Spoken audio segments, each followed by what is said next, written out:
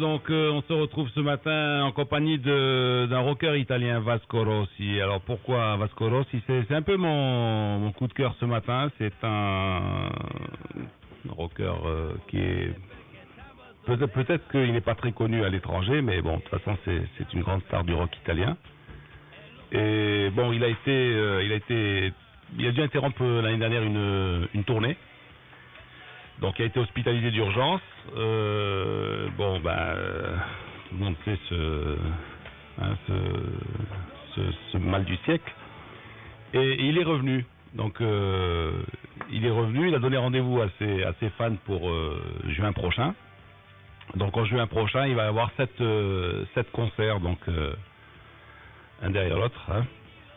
Et il a dit à ses fans, bon écoutez, l'autre fois je vous ai remboursé les billets, et il leur a dit, cette fois je vais vous rembourser les billets, mais je vais vous les rembourser avec mes chansons, avec ma fougue, mon retour et tout ça, vous allez voir, et là je vais vous rembourser une autre fois le billet, mais ce ne sera pas de la même façon. Avec de la pêche. Voilà. Alors, c'était Vasco Rossi, la chanson L'homme le plus simple chez l'homme le plus simple. Donc, messieurs, bonjour, cher professeur, Aziz Daouda. Comment vas-tu ce matin? Très bien. Tu as l'air jovial. Oui. Tu as passé un bon week-end, ça se voit. Oui. Aziz Mara, bonjour. Salut les amis. Camarade président, Belel Bouimid. Salut.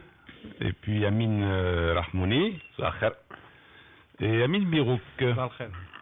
Alors, Mars Attack, lundi 18 mars, numéro 818. Je suis à vous comme le Pajot Royal est à l'huile. Et tu partages déjà tes goûts avec Abdelaziz Taleb de Marrakech qui te disent Balkher, merci Lino pour ce joli tube. Oui, Sacher. Taleb de Marrakech. Abdelaziz Taleb que je connais est un cinéaste. C'est un cinéaste qui fait appel à la technologie, contre la 3D, au digital. Et qui organise justement un festival de vidéo et de digital à Marrakech. Digital Marrakech, ça s'appelle, au mois de décembre chaque année. C'est un homme de culture. Alors, messieurs, comment vous avez passé le week-end? Vous avez des coups de cœur, des coups de gueule? Ne vous bousculez pas au portillon. Bon, le feu du Roi prochain ne marche toujours pas. Ça peut vous consoler. Ah oui, c'est vrai, il faut continuer dans la série des feux rouges. Ouais. Figure-toi que je suis pas sorti, mais vendredi, dans l'après-midi, j'ai fait un tour dans Rabat et je cherchais un feu rouge qui ne marche pas pour venir ce matin faire le petit coq en disant le feu rouge de la rue, je ne sais pas quoi, mais je n'en ai pas trouvé. Donc j'ai dû ne pas emprunter le bon chemin. Les bons chemins, parce qu'il doit y en avoir quand même des feux rouges qui ne marchent pas à Rabat aussi. Un peu moins qu'à Casa. Là où il y a les feux rouges, les taxis blancs ne les respectent jamais. Alors, tu es tranquille. J'ai failli me faire ramasser par un taxi blanc. Vous voyez une vitesse. Vous pouvez imaginer s'il y avait un gamin et... Le jour où un taxi blanc respectera le feu rouge, je crois que ça sera le signe du civil d'un changement. La vitesse. Ah, tu ne peux pas imaginer. Il faudrait qu'ils fassent un peu comme ce qui se passe maintenant avec les PV, parce qu'ils les envoient à la maison. Donc de plus en plus. Là, j'ai vu maintenant les policiers agissent. Non, les PV sont envoyés directement à la maison maintenant. Les policiers, ils sont envoyés à la maison. Ils sont envoyés à la maison, ils sont précis en plus. Moi, j'en ai vu un. Ils sont précis avec l'heure de l'infraction, le film, la vitesse constatée, etc. Et même le constateur, celui qui a fait c'est-à-dire qui a lu l'ordinateur, parce qu'ils reçoivent, c'est des messages qu'ils reçoivent avec des. Et si jamais tu veux rouspéter, tu peux bien sûr, parce que la loi te le permet, mais ils te montrent la photo de ta voiture. Il faudrait qu'ils mettent aussi au volant.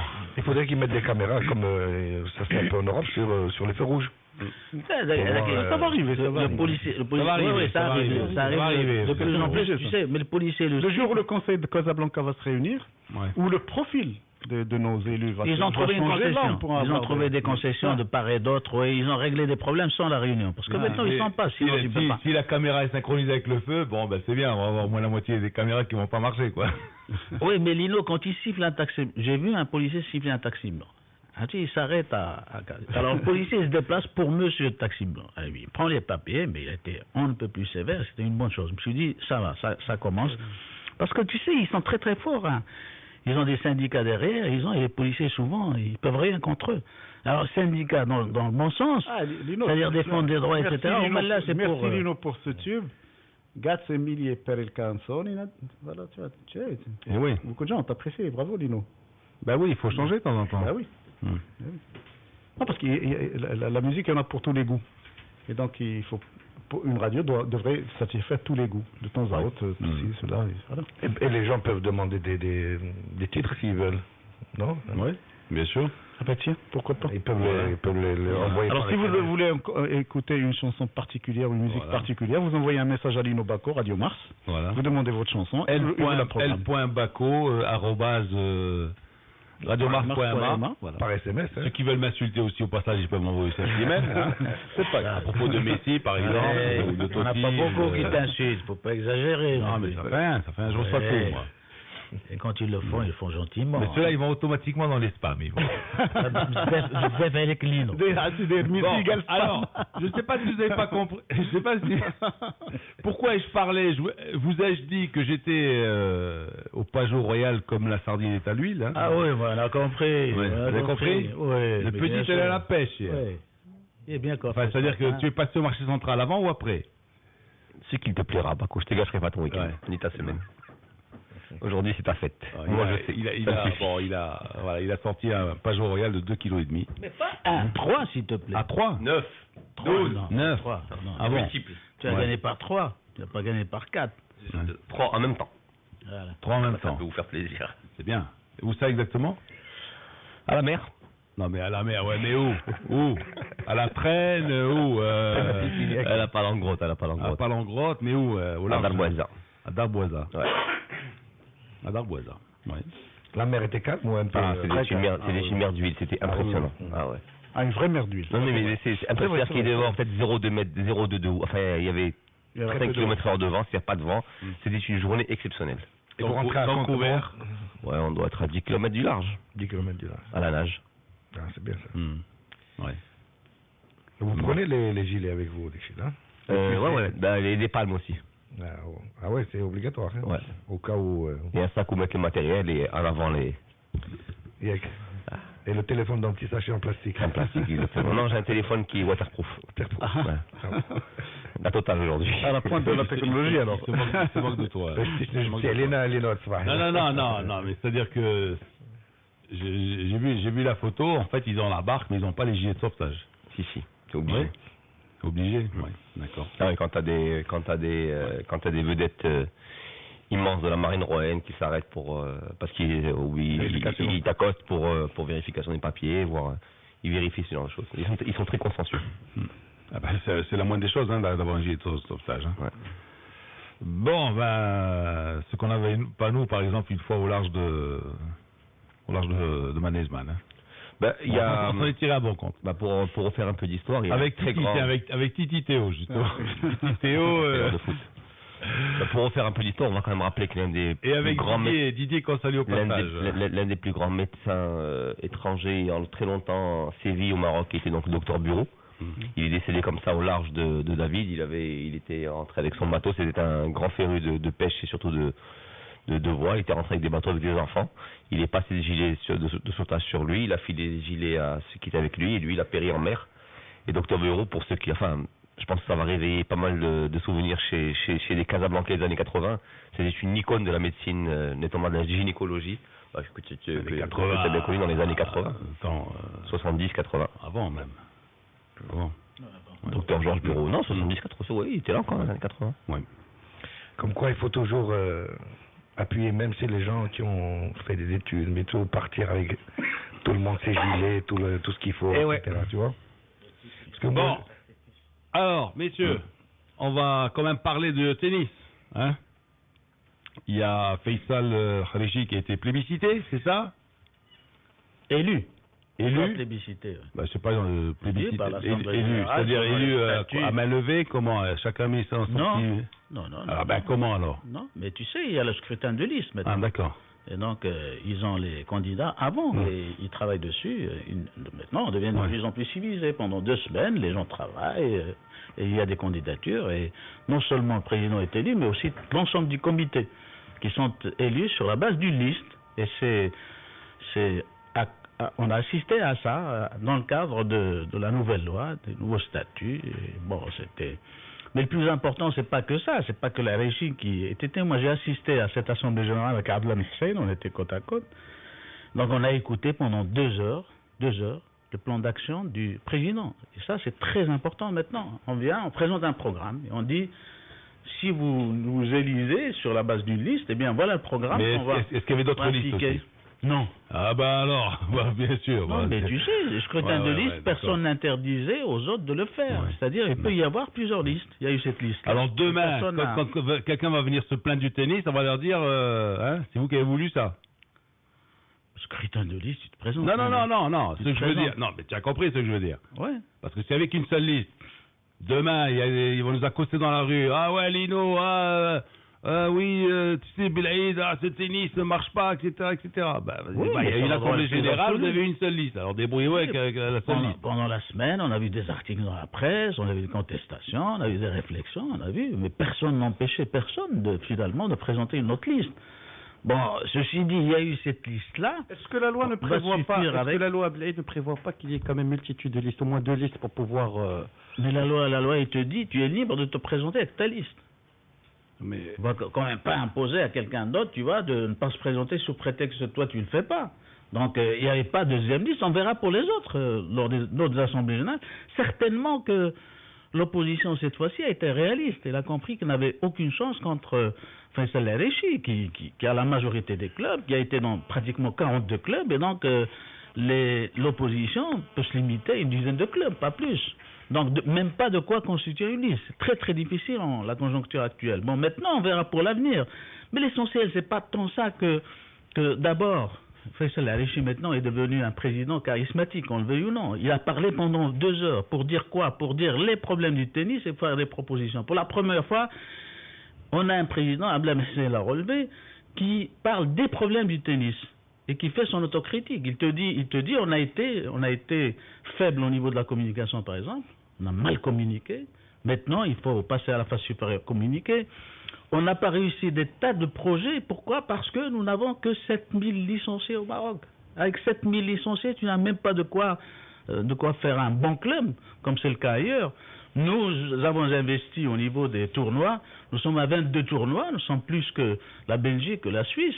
Mais il n'y a pas de résultat. Pourquoi il n'y a pas de résultat? Oui, la Belgique et la Suisse au niveau des tournois. Tournois, WITA, ATP. Oh, personne n'a ça. Il n'y a que la France qui est avec 80 tournois, tu vois, qui nous précède. Mais sinon pour le reste, tu n'as rien au niveau des clubs. Pourquoi sport-études?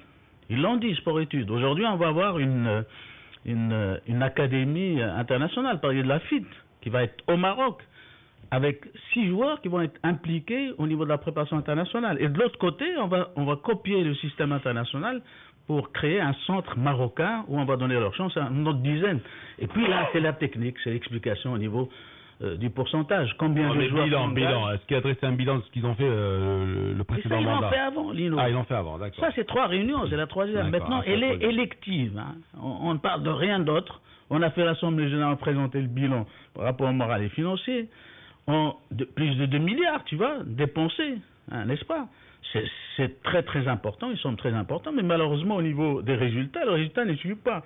Deuxièmement, aujourd'hui, qu'est-ce qu'on a dit? On a dit il faut que les clubs s'impliquent. Et on va même annuler cette licence. Si pour 50 dirhams, une licence, donc 7000 personnes, c'est pas intéressant. Autant ne pas faire payer les gens et essayer de trouver d'autres ressources, etc. C'est des critiques qui, aujourd'hui, sont dans la réalité tennistique et dans la crise du tennis national. Comment moi, ce que je comprends pas, tu dis qu'il a commencé à dire que maintenant, ils ont fait des erreurs en ne pas communiquant. Lui qui est un homme de télévision, depuis des années, comment ça se fait qu'au moins il ne communique pas depuis des années? Oui, mais il a reconnu qu'il y a beaucoup de présidents qui ne communiquent pas. Mais tu sais que je crois que c'est facile. Je crois que c'est facile de communiquer. Nous sommes dans un pays, le Maroc, qui ne communique pas. À tous les niveaux, à tous les échelons. Il y a peu de communication. Oui, mais c'est le patron de toutes les télés marocaines. Non, il a compris. Donc d'ailleurs, je vais te raconter une anecdote. Je ne sais pas si tu as vu Riyad. Personne n'a couvert cette assemblée générale. Et pourtant, c'est Faisal El-Arechi. Conflit d'intérêts. Responsable. Conflit d'intérêt peut-être, mais en tous les cas, il a été objectif. Ils n'ont pas voulu. Et quand j'ai vu si on va, ils disent bon, on a couvert parce que c'est noté. Oui, il tire ça, il l'a respecté au moins. Et on a vu rien que sa photo, tu vois, lors du journal de Riyadiyya, où on parle de la réélection de Faisal El-Arechi, mais rien sur son programme. C'est ça qui est dramatique, qui est triste. C'est pas normal. Il y a un programme qui est présenté, il est très intéressant, mais rien, ni à la télé. Comment les gens vont découvrir justement ce programme qui est très intéressant? Parce que nous, depuis tout à l'heure, tu nous dis, ils ont fait ci, qu'est-ce qu'ils ont fait? Nous, on ne sait pas ce qu'ils ont fait. C'est quoi c'est quoi la projection? C'est quoi leur projection pour les années? La projection, moi je t'ai dit, 12 propositions. La formation, 11, 12 ans. 12, 14, 15 ans, et en prévision de 2020. Ça a déjà démarré, tu vois. Et donc, comment former des gens? Moi, je veux bien, mais qu'est-ce qui a été fait sur le point de vue formation, le précédent mandat? Mais je t'ai dit, ils ont travaillé au niveau des jeunes. Précédent mandat, il n'y a rien eu, parce qu'on a été pratiquement les derniers partout, on est passé, sauf pour les compétitions arabes. Mais à ce niveau-là, on a commencé à engager des jeunes, tu vois, une génération de joueurs qui, d'ici 2020, vont réussir des résultats. Mais comment faire quand tu n'as pas sport-études? Comment faire quand des élèves, tu vois, commencent à travailler, mais en approchant le bac à 16, 17, 18 ans, ils arrêtent le tennis, hein. Ils font que le tennis. Ils sont comment les autres? Ils ont sport-études. Djokovic et tout ça, Nadal, ils sont tous diplômés d'Harvard. Ils sont dans des centres de formation. Ils sont dans des centres de formation. Absolument. Ils sont passés par des académies. Ils sont dans des centres de formation. Celui où est passé Djokovic. C'était à l'université? Non, Djokovic. Non, attendez. Ils sont dans des centres de formation. Djokovic est passé dans un. Mais tous. Dans genre d'école, que après lui aussi, il a repris il l'a amélioré. Non, ce que je veux dire, il y a beaucoup de jeunes qui battent les études. Non, mais le problème, Lino, le problème, c'est que tu as des études, tu as un programme d'études qui est aménagé en fonction de façon à ce qu'il y ait des loisirs et ce qui est du sport, etc. C'est-à-dire qu'à 13h, 14h, les gens ont quitté, ils sont passés au autre chose. Mais Lino a raison, parce qu'après le bac, ça ne peut plus exister. Ça n'existe plus. Ça n'existe pas après. Rigole, quoi. Donc tu peux faire ça, c'est un investissement. C'est un investissement avec un retour d'investissement. Non, un fonds perdu. Parce que si le jeune à 17-18 ans ne fait pas le choix de se consacrer au tennis et qu'il quitte le tennis pour aller faire de l'université, là il n'y a pas de sport-études à l'université. Non. Ben voilà, c'est ce que dit Lino. Oui, mais lui il a posé le problème à Aziz. Il a posé le problème aussi, parce que pour les élèves, pour qu'ils ne soient pas sacrifiés, même ceux qui remportent le bachot, tu vois, ils sont recyclés par la suite. On va essayer de penser ce système. C'est du moins ce qu'il dit, lui. Tu vois, moi j'aurais bien aimé qu'il soit là pour en parler, parce que c'est le mieux placé pour le faire. Mais en tous les cas, lui, ils sont conscients de ces déchets, entre guillemets, humains, tu vois, à propos de la formation, parce qu'à présent, tu as des parents qui engagent leurs enfants et qui par la suite les sacrifient au niveau des études. Maintenant, on va régler le problème, en amont, en faisant en sorte que les sportifs soient aussi des étudiants, qu'ensuite, s'ils ratent le tennis, ils redeviennent étudiants. Et ça, c'est bien vu. Khalid Taleb dans tout ça. Khalid Taleb, moi je te l'ai dit la dernière fois, parce qu'on a tous eu après cette assemblée générale, il se déroule, et il est responsable du Grand Prix Hassan II, point barre. Il sera salarié tout autant que le directeur général du tennis, Faiz, qui sera également salarié. Donc on a détaché un certain nombre de responsabilités qui sont plus bénévoles. Très très rapidement, j'aimerais bien, si après la pub qu'on puisse débattre d'une chose. Aujourd'hui, j'entends Blaïd qui dit que Faisal El-Arechi, qui est certainement un homme très bien, qui connaît vachement bien son affaire, a été réélu parce qu'il avait 42 ou 46 clubs derrière, à l'unanimité, tout le monde a applaudi. On n'a pas su, au bout d'un premier mandat, ce qui a concrètement été fait. Maintenant, j'aimerais bien qu'on débatte d'un sujet qui pour moi est encore plus important que la réélection avec plébiscite de Faisal El-Arechi, c'est de savoir aujourd'hui, à l'heure où on doit reconstruire tout notre sport, parce que au niveau des résultats, c'est vraiment très moyen au niveau mondial, est-ce qu'on peut se permettre d'avoir des présidents de fédération qui ne sont pas là à temps plein? Moi, je pense que la véritable question, elle est là. Elle n'est pas de savoir comment est-ce qu'on a réélu un tel ou un tel, parce que aujourd'hui, ces gens-là sont à des postes où les résultats ne font pas sentir. C'est bien beau d'avoir des projections à 5-10 à l'horizon 2020, mais aujourd'hui, je pense qu'à un moment où il s'agit de revoir, de prendre en compte toute la politique de nos sports, est-ce que, et là je vise personne, ni Faisal El-Arechi, ni Abdeslam Hidoun en athlétisme, ni le président de la natation, bref, c'est un concept général. Est-ce qu'on peut toujours se permettre d'avoir des présidents à mi-temps, à quart-temps, à tiers-temps, qui sont obligés de déléguer à des personnes pour veiller à la bonne marche d'un sport qui ne marche pas chez nous? Alors, conseil pour les achats.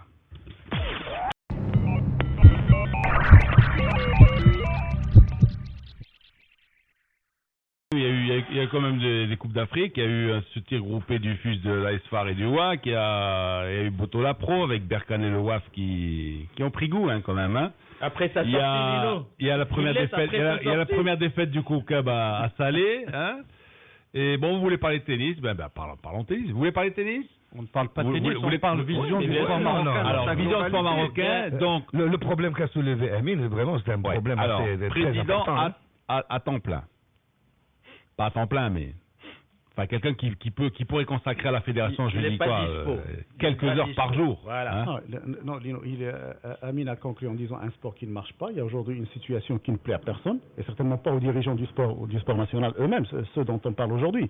Et donc, les solutions ne sont pas dans les assemblées générales, ne sont pas dans des visions, elles sont dans un pragmatisme qui manque, dans une vision scientifique qui manque, parce que les vœux pieux d'Akshera, c'est facile à faire. Moi, ce que j'ai retenu du plaidoyer de Siblade ce matin, c'est parce qu'il est venu spécialiste du plaidoyer. Pas un plaidoyer. Sincèrement, ce qui m'a interpellé, c'est le chiffre de 7000 licenciés annoncés. Parce que tu parles de 7000 licenciés, alors que moi j'ai connu le tennis où on était à plus de 30 000 licenciés, ou près de 30 000 licenciés. Qu'est-ce qui a amené à ce qu'on soit aujourd'hui à 7000 au lieu de 30 000 alors que normalement on devrait être à 100 000. Les clubs, c'est tout. Non, parce qu'il y a une réalité dans le tennis. C'est tout. Le tennis, dans la majeure partie des clubs, on fait tous un jeu au tennis. Je pense que ça ne va pas plaire à beaucoup de gens et squatté par des parents qui veulent forcément faire de leur progéniture de grands tennismen. Voilà. Et sans qu'ils aient ni le potentiel ni. Des fois, on m'a présenté des espoirs de tennis, des gamines qui font 1m30 et qui sont. C'est le rêve des parents qui veulent. Alors, et ça, tu peux faire des sports-études, tu peux faire tout ce que tu veux, ça ne marchera pas. Il faut, pour être champion dans une discipline donnée, il faut en avoir le profil. Le jour où les clubs vont commencer à faire de la prospection, à aller chercher des jeunes partout, dans toutes les catégories sociales, pour trouver des jeunes qui ont le profil de tennisman, qui ont les qualités pour être tennisman, et leur offrir par la suite les moyens d'être tennisman, là, ces jeunes-là vont donner des résultats, vont faire le choix de leur vie aussi du tennis. Parce que qu'est-ce qui se passe aujourd'hui? C'est qu'on investit sur des jeunes qui n'ont aucune qualité, et bien évidemment, le jeune lui-même, c'est pas des imbéciles, les enfants. Il se rend compte qu'il n'a pratiquement pas d'espoir dans le tennis, donc à un moment donné, il vire vers les études. Et donc, c'est un fond de roulement c'est un cycle vicieux. C'est-à-dire, à chaque fois, tu vas prendre un gamin de 10-12 ans, il va arriver à 17-18 ans, il va quitter, tu vas reprendre un autre. Alors, tu peux faire des visions sur 2040 aussi, il n'y a pas de problème. Oui, d'accord. Moi, je vous ai écouté. Tu as encore quelque chose à dire? Ça n'est pas spécifique que moi j'intervienne parce que... Non, tu as parlé tout à l'heure aussi de... Ils ont parlé beaucoup de sport-études, etc. Moi, j'ai l'impression que tu as fait impasse sur... c'est un mandat de combien? De 4 ans? 4 années. 4 années sans résultat. Impasse de 4 ans. Impasse de 4 ans, et on arrive, voilà, on recommence avec une autre équipe, tout ça. Et là, bon, on n'a rien fait pendant 4 ans, mais cette fois, vous allez voir. Et le truc de sport-études ne peut vraiment pas beaucoup marcher actuellement avec les tennisman, les jeunes tennisman en herbe qu'on a. Pourquoi? Parce que comme dit Aziz, la plupart de ces jeunes-là, ils sont issus de familles aisées. Ils sont pas aisés. Tu sais que le centre de formation en France, parfois, c'est que dans la même classe, tu te retrouves avec 4 niveaux d'études différentes. C'est-à-dire que tu trouves quelqu'un qui a le niveau de la 5e, qui a le même âge que celui qui a le niveau de la 4e, et un autre qui est un peu plus mis en seconde. Déjà, pour unifier tout ça, c'est très compliqué. Très, très compliqué. Et le sport-études, mais si tu es non. D'ailleurs, le sport-études, c'est quelque chose que les Français ont copié sur les pays de l'Est, qu'ils ont très mal copié d'ailleurs, parce que ça ne donne pas forcément des résultats. Et ça, il y a beaucoup de déchets autour, parce qu'on parle de ceux qui réussissent, les 1, 2, 3 qui réussissent dans un centre, mais on ne parle pas des centaines qui sont sacrifiés, des centaines, des milliers. Des milliers, Lino. Il faut juste qui vivent des drames sociaux graves. Il faut arrêter avec ces histoires. Je pensais que c'est la solution. Ça n'est pas la solution. Et puis, il faut rappeler que dans le tennis, seuls les 100 premiers joueurs mondiaux gagnent du fric. Parce que quand tu n'es pas qualifié dans un tournoi directement au tableau final, alors tu paies ton hôtel, tu viens, tu joues 3 matchs et tu peux les perdre. Tes avions, tes entraîneurs. Tu paies l'entraîneur. C'est ce qui fait qu'un jeune qui se respecte, qui a un peu de jugeote, arrivé à 17-18 ans, il se dit, je suis barré, je n'ai pas le profil, je ne vais pas être un grand tennisman, il vire vers les études. Voilà. Et à l'heure actuelle, dans un tennis qui se mondialise, il a raison d'ailleurs. Dans un tennis qui se mondialise de plus en plus, où tu as de plus en plus de joueurs des pays de l'Est qui arrivent comme des affamés, comme des morts de faim, parce qu'ils savent que c'est un vecteur de réussite sociale. Alors, à 16 ans, 17 ans, si tu n'es pas professionnel, si tu n'es pas dans les 200 premiers, tu n'arriveras jamais. Tu n'as aucun avenir. Les joueurs à maturation tardive, Jean-Youss Einaoui, c'est une race en voie d'extinction. Mais tu as vu, là, sur les 100 premières femmes mondiales, regarde, il y en a combien du bloc de l'Est qui viennent des pays de l'Est? Mais je te parle il y a au moins 75%. Et je vais te parler de pays, 75%. et je vais te parler de pays qui n'avaient pas une tradition tennistique et qui sont en train d'arriver. La Tunisie, Oul Jaber qui a gagné Roland Garros Junior, eh ben ça va faire une grande joueur le tableau senior, mais avec un peu de temps. Dans les années 80. Malek El Jaziri est dans les 100 premiers. La Tunisie, le joueur Adel Mgharba Kano Kirelbo, mais lui a travaillé, a progressé et s'est donné les moyens. Et nous, on a une politique qui a été dans les années 80, quand j'étais encore au ministère de la Jeunesse et du Sport, le ministère a investi dans des tennismen, je ne citerai pas les noms, il ne s'agit pas des 3 mousquetaires, il s'agit d'autres, a investi dans des tennismen exactement ce qu'il a investi dans des athlètes. Exactement la même chose. À la différence près que les athlètes, parce qu'ils avaient le profil, parce qu'ils étaient sélectionnés, parce qu'ils provenaient d'un système de prospection, ont donné des résultats, au contraire des tennismen qui ont sombré. Dans l'anonymat, qu'on a vu jouer, mais qu'on a vu jouer au niveau 600, 700, etc. Donc, et pourtant, le Maroc a investi sur ces gens-là. Non, sauf le jour où on comprendra que dans le sport n'est pas fait pour tout le monde. Il faut avoir du talent, il faut avoir un potentiel. Ce jour-là, on avancera. Bon, maintenant, vous voulez que je vous dise mon avis ou que je vous dise ce qu'a dit Faisal Hariri? Réponds à ma question. À mon avis, il gagnerait à tenir d'abord une conférence de presse pour répondre à des questions super pertinentes que les vôtres, sur lesquelles je suis d'accord à 90%. Moi, ça ne me dérange pas. La communication ne changera rien. Maintenant, tu communiques sur quoi? Quand toi tu me dis... Quand tu viens m'apprendre qu'il n'y a plus que 7000 licences de tennis marocain, je regrette. Moi, je suis estomaqué par ce chiffre. Mais je suis d'accord. Je suis moi-même licencié de tennis. Tu le dis, tu prêches à convaincu. Moi, je sais ce qui se passe. Non, mais quand tu es adhérent dans un club, tu as une licence. Mais c'est ça ce qu'il faut expliquer. C'est pas le joueur qui a forcément la licence. Mais quand tu rentres dans un club, tu es supposé être pratiquant de tennis. Mais bien sûr. À tous ceux qui viennent les dimanches et les samedis après-midi pour manger. Bien sûr. Mais c'est ça, il ne faut pas confondre. Parce donc en fait, quand il doit y avoir 200 joueurs de tennis. C'est pas le foot, ça. C'est pas à mon avis, il doit y avoir 200 joueurs de tennis, pas plus. Mais bien entendu. Mais tu ne fais pas une découverte, là, c'est la réalité. Ah non, moi, c'est une découverte. Moi, pour moi, licencié, c'est celui qui a la raquette de club que de joueurs. Mais non, ça n'a rien à voir. Ça n'a rien à voir. Parce que de cours que de joueurs. Tu prends la carte de pétanque, c'est la même chose, hein? Quoi, pétanque? Bah, tu prends une licence. La fédération. Mais bien sûr, tu prends une licence. Tu joues pas, tu prends une licence. Tu es supposé être joueur de tennis. Licence, assurance, deuxième série, etc. Et tu prends ta carte d'adhérent, tu donnes 100 dirhams à la fédération automatiquement. Il prélève sur ta carte d'adhérent.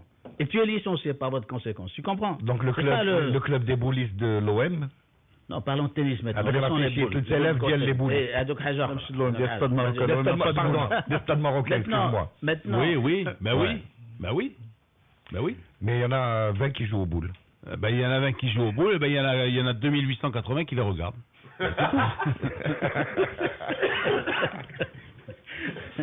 Qui le regardent. N'insulte pas les pétanqueurs. 2980 Parce que j'aimerais bien que le tennis ramène les mêmes titres que la pétanque. Mais bien sûr. Ils ont été champions du monde. Voilà. Champions du monde à plusieurs reprises. Non, sur ta question, l'indisponibilité, c'est le tennis, c'est le football, c'est l'athlétisme, c'est toutes les fédérations qu'on appelle de souveraineté entre guillemets. La natation, qu'est-ce qu'elle donne la natation? Le taekwondo. Entre nous. Voilà. Ça c'est un problème qui est posé. Il y a même confusion des genres. Au niveau tu veux dire ça aussi? On va creuser. On va dire il y a des gens qui sont sponsors et qui s'occupent de la prise en charge financière et dirigeants. Je ne pensais pas que la discussion allait tourner autour de ça, mais j'ai l'impression qu'on est rentré dans un système sportif de procédures, d'assemblées, de réunions, de communication, de ceci, et qu'on oublie le cœur du métier. Voilà. Finalement, c'est bien beau de parler de tout ça, mais les clubs, ils doivent se regarder dans un miroir, les clubs de tennis. Hein? Moi, je peux parler parce que je sais ce que c'est qu'un club de tennis. Hein? Oui, parce que toi, tu as vécu la période où les clubs étaient et je dois dire justement que je suis désolé, hein, mais quand je rentre dans un club de tennis aujourd'hui, je ne respire plus le tennis. Tu ne le respires plus. Voilà. Peut-être, à Marrakech, quand on est allé encore à Marrakech, au Royal Tennis Club de Marrakech. Oui, tu as encore un peu d'activité, tu arrives... il y a des entraînements. En semaine, tu vois des joueurs, des jeunes, tu vois... Bon. Ouais. Mais aussi non, mais c'est pas possible.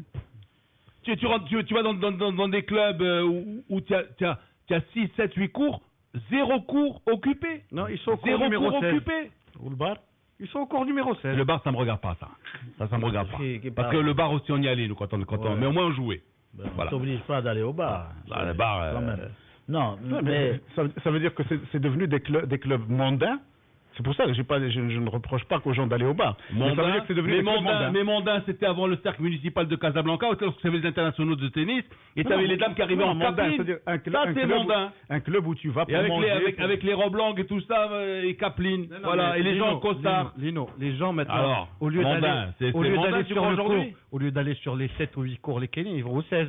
C'est-à-dire, ils vont manger, ils vont grailler, ils vont boire un pot. Mais c'est pas de leur faute. C'est pas de leur faute. Ils regardent Roland Garros. Je rejoins un peu ce que dit Aïs Daouda, et j'ai vécu une situation particulière à travers laquelle j'aimerais témoigner, sur laquelle j'aimerais témoigner. Je rejoins un peu Aïs Daouda, mais j'aimerais aussi l'expliquer. C'est-à-dire que récemment, j'ai voulu me réinscrire dans un club avec ma petite famille, parce que je joue de temps en temps. D'ailleurs, je relance. Non, Blaït, un tueur au tennis. Je relance mon invitation à Sirad Al-Lali pour un battle. J'attends de vous revenir. Mais plus sérieusement. On pas parler de lui, là, en ce moment. Parce qu'on joue parfois au tennis ensemble. Non, je crois que tu dis, ouais, c'est quelqu'un de bien quand même, un bourgeois qui va dans les virages, qui va dans Frimija. Ce sont des exemples concrets. Ce sont ceux que je connais. Je suis désolé. Que veux-tu que je te dise? C'est comme ça qu'il y a quelqu'un qui intervient à la radio, donc les gens connaissent. Donc ça crée la proximité. J'ai dit Frimija, mais il n'a pas relevé. Non, je vais. pour lui. Les Frimija, c'est un peu difficile. Non, mais plus sérieusement, aujourd'hui aussi, on peut relever un point, c'est que j'ai été dans un club Casablanca relativement connu pour m'inscrire, mais je suis désolé, ce ne sont plus des clubs accueillants, ce ne sont plus des clubs de tennis comme on a pu en connaître dans les années 80. Comme dit Lino, tu ne respires plus le tennis, tu n'as pas envie d'y mettre des pieds. C'est-à-dire qu'on ne fait aujourd'hui aucun effort, peut-être que c'est pas rentable, mais aujourd'hui on ne fait aucun effort pour attirer le chaland. J'ai l'impression qu'on a un gros problème de marketing dans nos sports. Ouais. Dans n'importe quel sport. On n'arrive pas à marketer nos sports, on n'arrive pas à marketer nos clubs, on n'arrive pas à marketer l'offre. Le jour, et là je reprends ce que tu disais à Aizo d'avant-vendredi sur le débat qu'on a eu, le jour où nos responsables se mettront bien dans la tête que le sport est un produit comme un autre, qu'on consomme, pour lequel nous devons payer, mais dont on a en droit d'attendre aussi un retour sur investissement, je pense que notre sport ira beaucoup mieux. On le market très mal. Aujourd'hui, quand tu rentres dans un club de tennis, effectivement, par rapport à juste il y a encore 20 ans, tu n'as plus envie de rester dans ces clubs de tennis. Rien n'est fait pour. Oui, mais justement, les gens qui sont dans les clubs aujourd'hui, c'est ce qu'ils veulent. C'est qu'ils veulent rester entre eux. Mais le problème, c'est qu'ils veulent rester entre eux, faire jouer leurs enfants dans la majeure partie des clubs. J'en connais un où je n'ai pas plus mis les pieds depuis plus d'une dizaine d'années à cause de cet esprit-là. À un moment donné, tu te dis, c'est plus du sport, donc tu t'en vas. Non, il y a quand même une crise d'affluence dans les clubs. Il a raison, lui. Hein. J'en sais quelque chose. C'est que les dirigeants des clubs ne cherchent pas à attirer du monde. Ils n'attirent pas de monde. Il y a une crise. Et peu de monde aujourd'hui s'inscrivent dans les clubs. Pour la raison qu'il a avancée. Il a raison. Mais là, tu sais pertinemment qu'il y a 4-5 cours, parfois. Ils veulent se les garder eux-mêmes. Parce que s'il y a plusieurs tennisman, tu pourras jouer une fois ou 2 fois ou 3 fois maximum par semaine. Le planning sera chargé. Tu pourras pas venir aux horaires. Mais je joue même pas. Tu rigoles. Là, mais maintenant, je joue même pas. Les noms sont déserts toute la semaine. Les noms plaisantes. Maintenant qu'ils sont déserts, ils se permettent de venir quand ils veulent. Non, mais moi je me rappelle de ces tournois nationaux qui se déroulaient chaque semaine. Tu avais tous les week-ends de l'activité. Maintenant, est-ce que tu as un calendrier continué avec des tournois, avec des jeunes qui se tirent la bourre, etc. Ce que j'appelle la générosité du Maroc. Les tournois internationaux où des jeunes venus d'ailleurs viennent prendre un peu d'argent au Maroc. Non, mais ça n'a rien à voir. Les nôtres sont devenus très généreux. On a de l'argent. Tu dis, il n'y a même pas de tournoi. Je me rappelle. Alors, attends. Allez, il y a des problèmes, mais il ne faut pas relier jusqu'au fonctionnement. Je me rappelle d'une période où il y avait des tournois où les jeunes se tiraient la bourre. Mais maintenant, il y a des tournois. Mais il y a des problèmes autour des tournois. Le tournoi de printemps du CMC, il existe toujours? Non. Et celui d'automne? Non plus. Non, il y a plus d'animation au niveau des clubs. Parce que ça, c'est des tournois interclubs. Des tournois interclubs. Tournoi interclub, je te le concède. L'activité. Mais le tournoi au niveau national. Le semi-nocturne du Riyad Araba, est-ce qu'il existe encore? Il y a eu des problèmes au niveau de la Coupe du Trône cette année, c'est vrai. Les nocturnes du SOC, elles existent? Celle de l'USM, la Coupe Valisère et tout ça, où c'était un tournoi de femmes, ou alors ce qu'on appelait le tournoi des ménages, etc., mari et femme qui jouaient. Ça existe toujours? Tu l'as dit toi-même. Tu l'as dit toi-même tout à l'heure, il y avait une animation clubiste. À un moment donné, il y avait ce tennis-là. Et c'est ce tennis-là qui a donné les ramasseurs champions, qui a donné de grands résultats, qui a donné de l'animation sportivo-culturelle aussi. Et tu étais fier d'appartenir à un club de tennis. Aujourd'hui, on a changé de formule. Non, mais aujourd'hui, tu as les tournois internationaux.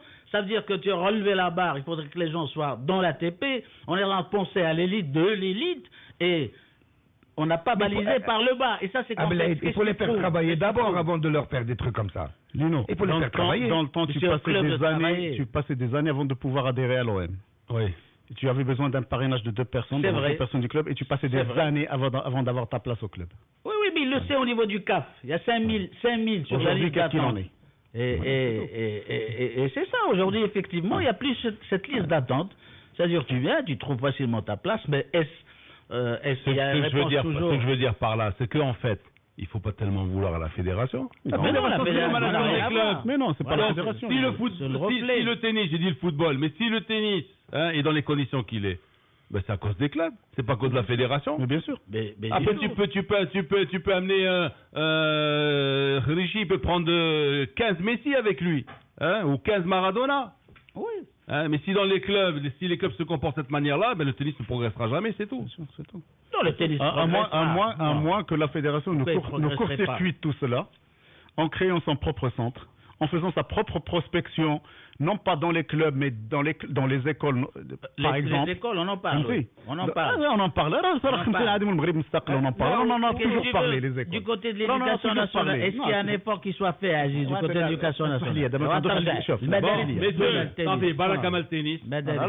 La responsabilité de l'Khorin. Non. Mais il faudrait qu'ils agissent, qu'ils réagissent. Tu as beau critiquer l'éducation nationale. Non. Pourquoi ils sont responsables à lui? Attends, pourquoi nous sommes responsables? Attends. Non, quand on était gamin, on jouait au tennis à l'école, nous. T'as déjà vu des cours de tennis dans une école primaire, dans un collège, toi? À Gaza? Quoi? Cours de tennis?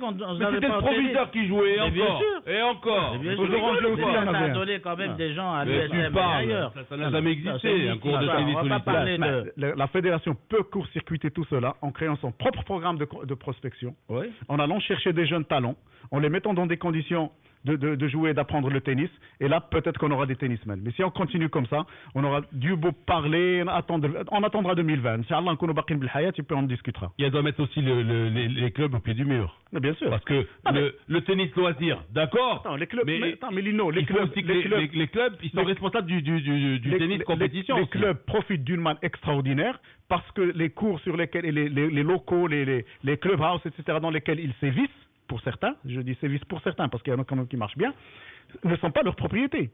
C'est quand même un effort de l'État. C'est un effort des collectivités locales. Des collectivités locales plutôt. Tu vois, ça ne leur appartient pas. Il y a beaucoup d'argent en jeu. Ils sont légataires de ces espaces pour faire un travail d'animation, pour faire un travail social, pour faire du tennis justement. Et non pas pour se faire plaisir. Et non pas pour se faire plaisir. Voilà, pour se faire plaisir, mais pour faire plaisir aussi aux autres. Alors, est-ce que les clubs marocains vous ont fait plaisir hier en Coupe d'Afrique, ce week-end en Coupe d'Afrique? Oui, et je dirais en particulier le FUS. Je dirais en particulier le FUS. En particulier le FUS, oui. Et la SFAR, qu'est-ce que tu en penses? Elle a récité le verbe rater, vendanger à tous les temps. Non, le FUS, il faut commencer par le FUS. Alors, on commence par le FUS. Non, le FUS, très très beau match. Très bon match. Ils ont bien joué. Moi j'ai trouvé ingénieux le fait que Slamy sorte Chihani, ne le fasse pas jouer au départ, comme c'est quelqu'un qui ralentit pas mal le jeu. Il a changé Chihani à son poste, donc ce qui fait que le milieu de terrain est allé beaucoup plus vite. Ils se sont portés beaucoup plus vers l'avant. Avec Bahri avec Bahri, quand il est trop excentré sur le côté gauche, je l'aime pas beaucoup, mais il est moins efficace. Mais quand il perce vers le centre, il est vraiment... Et en plus, il s'est fait une boule à 0. Il a marqué un joli but de l'extérieur du pied. Je ne sais pas s'il voulait le marquer. J'espère que oui. Je ne sais pas s'il voulait le marquer. Je ne sais pas si c'était pas seulement un centre. Par contre, j'ai trouvé leur arrière-gauche, Gérissi, qui a fait vraiment du très très bon travail sur le côté. ex-joueur de l'Union de Mohamedia, donc c'est joueur qui vient de la 2e division, qui a remplacé Oussama Al-Ghalib. Ouais, vraiment, il a fait un...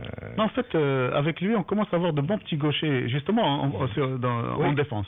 Et il y en a 4 ou 5 maintenant qui sont bons. Hein. Celui du WAF aussi, hier, il a très bien joué, il a très bien joué. Sinon, bon, moi, Fdal, je suis un peu sur la réserve sur Fdal, qui commence à jouer à l'Arbaté, lui aussi, à prendre des ballons. Ça veut dire quoi, jouer à l'Arbaté? Des ballons de 45 mètres. Le ballon de 45 mètres. Qui arrive une fois sur 5. Qui arrive une fois sur 5, voilà, c'est ça. Donc c'est un peu dommage. Non, mais je pense qu'au-delà de ça, là on peut féliciter le FUS sur ce match-là, c'est qu'il était à l'entière opposé de ce qu'on a pu voir sur le match précédent où ils se sont fait vraiment peur en ayant vendangé une dizaine d'occasions, en gagnant 1-0 sur un penalty de Batna, et après quand ils vont faire 2-1 au retour, ils sont passés quand même près d'une élimination. Je pense que sur ce coup-là, là où tu peux retirer le chapeau, c'est qu'ils ont retenu la leçon. C'est que quand il fallait enfoncer le clou et tuer le match à Rabat, ils ont enfoncé le clou et tué le match à Casa. Et je pense que l'efficacité, c'est super important. C'est vraiment super important. À ce niveau de la compétition, t'es pas obligé de très bien jouer, t'es pas obligé de produire des spectacles. Il faut aller le plus loin possible. T'es en Ligue des Champions. Et surtout vers l'avant, beaucoup vers l'avant. Tu sais, et le résultat, la manière vient après, mais surtout il faut assurer, parce que quand on revoit le FUS contre l'équipe très amateur qu'ils ont rencontré au tour précédent, et où ils ont failli se faire avoir, heureusement qu'ils marquent ce but à l'extérieur qui les qualifie. Et heureusement qu'ils mettent ce pénalty à 94e minute par Mourad Batna à l'aller. Ils se sont vraiment fait peur. C'est-à-dire qu'avec une équipe solide, costaud, qui a les moyens d'aller loin, ils ont failli se faire sortir parce qu'ils n'ont pas été capables de tuer le match à l'aller. Or là, je pense que la principale information, c'est qu'ils ont retenu la leçon, ils ont tué, 3-0, je pense que sur une équipe moyenne qu'ils ont rencontrée, la qualification est d'ores et déjà acquise. Et je pense que tu penses que l'équipe du FUS doit perdre contre cette équipe du FUS à 4-0. Il y a eu quelques mauvais souvenirs dans l'histoire. Mais l'avantage du FUS... Remonter à 4. Attends, ouais, mais attends, mais dis-moi, mais c'est bon, 3-0. Bah oui, il faudra l'équipe. Je dis pas que tu vas aller te coucher sur le terrain, tu vas dire, bon, tu vas. Mais avec un minimum de vigilance, mais quand même, quand tu mises 3-0, c'est. Quand tu mises vraiment le Barça 2-0 à la rigueur, tu dis, bon, bah, c'est le Barça au retour, effectivement, 2-0, c'est pas assez.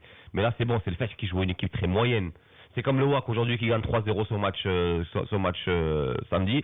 Ça m'étonnerait que ces manchots qu'elle a rencontrés puissent retourner la situation au retour à 4-0. De qui tu parles? Les Togolais. Ah. Tu as été en RDC, tu as vu le WAC, non? Eh ben, moi je peux t'assurer que ils ont failli marquer 4 buts. Avec, on va encore revenir à l'arbitrage, à des tas de conditions, déroulement les terrains, les ceci, cela. Il faut prendre tout ça en considération. Vous allez voir. On est sur quel match là? On est sur celui du FUS. Aujourd'hui, quand tu juges d'un match aller-retour, tu juges pas seulement d'un résultat aller, d'un chiffre. Tu juges aussi en fonction des forces en présence.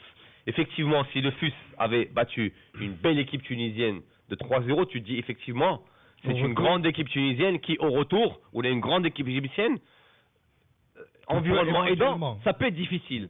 Mais là, tu mets 3-0 à une équipe véritablement moyenne. Le FUS a rencontré une équipe... C'est pas pour minimiser la performance du FUS, mais tu prends aussi en considération l'équipe en face. L'équipe en face, c'est une équipe moyenne. Je vois mal cette équipe en face venir mettre 4 buts au FUS au retour. Il y a aussi un truc au niveau du jeu. Je trouve que nos équipes jouent à 90% sur les côtés, sur les ailes. Il y a très peu de jeu vertical. Il y a très peu de jeu vertical. Il y a très peu de percées, de ballons de profondeur ou de tir. Ils se sont tous mis en mode, je m'excuse, j'ai la voix qui est un peu... En mode Barça. Ils se sont tous mis en mode Barça, et tout le monde veut centrer. Tout le monde. Le WAC, le Raja, le WAC, le Raja. Le Raja ce soir aussi. Il joue ce soir. Mais ne prononcera pas le nom du Raja en vain. Tout le monde veut jouer sur les ailes. C'est Amin. Tous, ils ont cette maladie-là. C'est incroyable. Et parfois, il suffit de rentrer par le centre. C'est plus facile. Parce que maintenant, même les défenses sont concentrées à vouloir pallier sur les côtés. Et quand le Barça écarte le jeu, voilà. Il revient vers l'axe. Thématiquement. On joue sur horizontal que vertical. Je pense aussi c'est un système qui est vachement à la mode et qui est très moche à mon sens. On en a aussi pas mal parlé. C'est le 4-2-3-1 que tout le monde veut met en faire place au niveau mondial. Aujourd'hui, effectivement, quand t'es Mourinho et que t'as les joueurs pour, c'est très bien de mettre en place. Mais t'as beaucoup d'équipes qui trouvent ça, c'est à la mode. Pendant longtemps, le système ça qui a perduré. Moi, j'observe, moi, je suis pas technicien. Ah, certainement. Mais aujourd'hui, il y a des systèmes qui... Il y a que le Barça qui... Il y a que le Barça qui tient mort. C'est le Barça qui a inventé le 4-2-3-1. Non. Bon, le Barça tient son 4-3-3 depuis la nuit des temps. Ils sont fidèles, comme on dit souvent du bar. Ils vont mourir avec leurs idées. 4-2-3-1, c'est la Juve, c'est le Bayern, c'est... Le Real avec ses deux récupérateurs.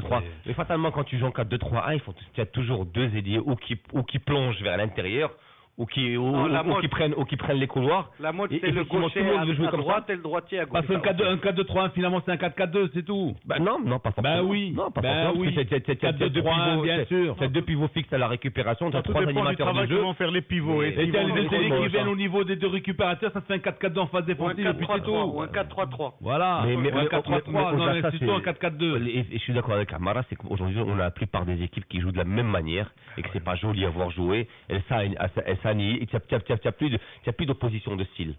Aujourd'hui, quand tu vois... Mais c'est vrai, je suis désolé de toujours prendre ces exemples-là, mais quand tu vois aujourd'hui un Barça Real, tu as véritablement deux véritables... Pourquoi est-ce que ces spectacles sont beaux? Parce que tu as deux véritables oppositions. Qu'est-ce que tu as à voir? On parle du FUS, là. Tu me sors le 4-2-3, tu me sors le Real Barça, mais parlons du FUS. On a parlé du FUS, on est en train de faire des comparaisons de schéma et de style de jeu. Et je rebondis sur ce que dit Amara. Le problème, je vais te dire le problème du FUS. La match aujourd'hui, ce sont des oppositions. Le problème du FUS, c'est qu'ils n'ont pas de Modric. S'ils avaient un Modric. Les copains. Est-ce que Modric, le but qu'il a marqué, avait des leçons, il n'est pas plus beau que celui de Modric? Amara, je pensais vraiment que c'était fatigué. C'est une hérésie. Je sais pas ce que tu fumes, mais j'aimerais que tu partages avec moi. Tu vois, parce que quand je te vois faire ces rapports-là, je trouve parfois que c'est pas toute ta tête. Non, mais vraiment. Modric, Hafedé quand même. J'aime bien Hafedé. Pendant vous allez me rendre fou. Fais tourner. Conseil pour les achats. Et dans la foulée, le flash info avec Adil l'UTT. Donc on va fêter le retour.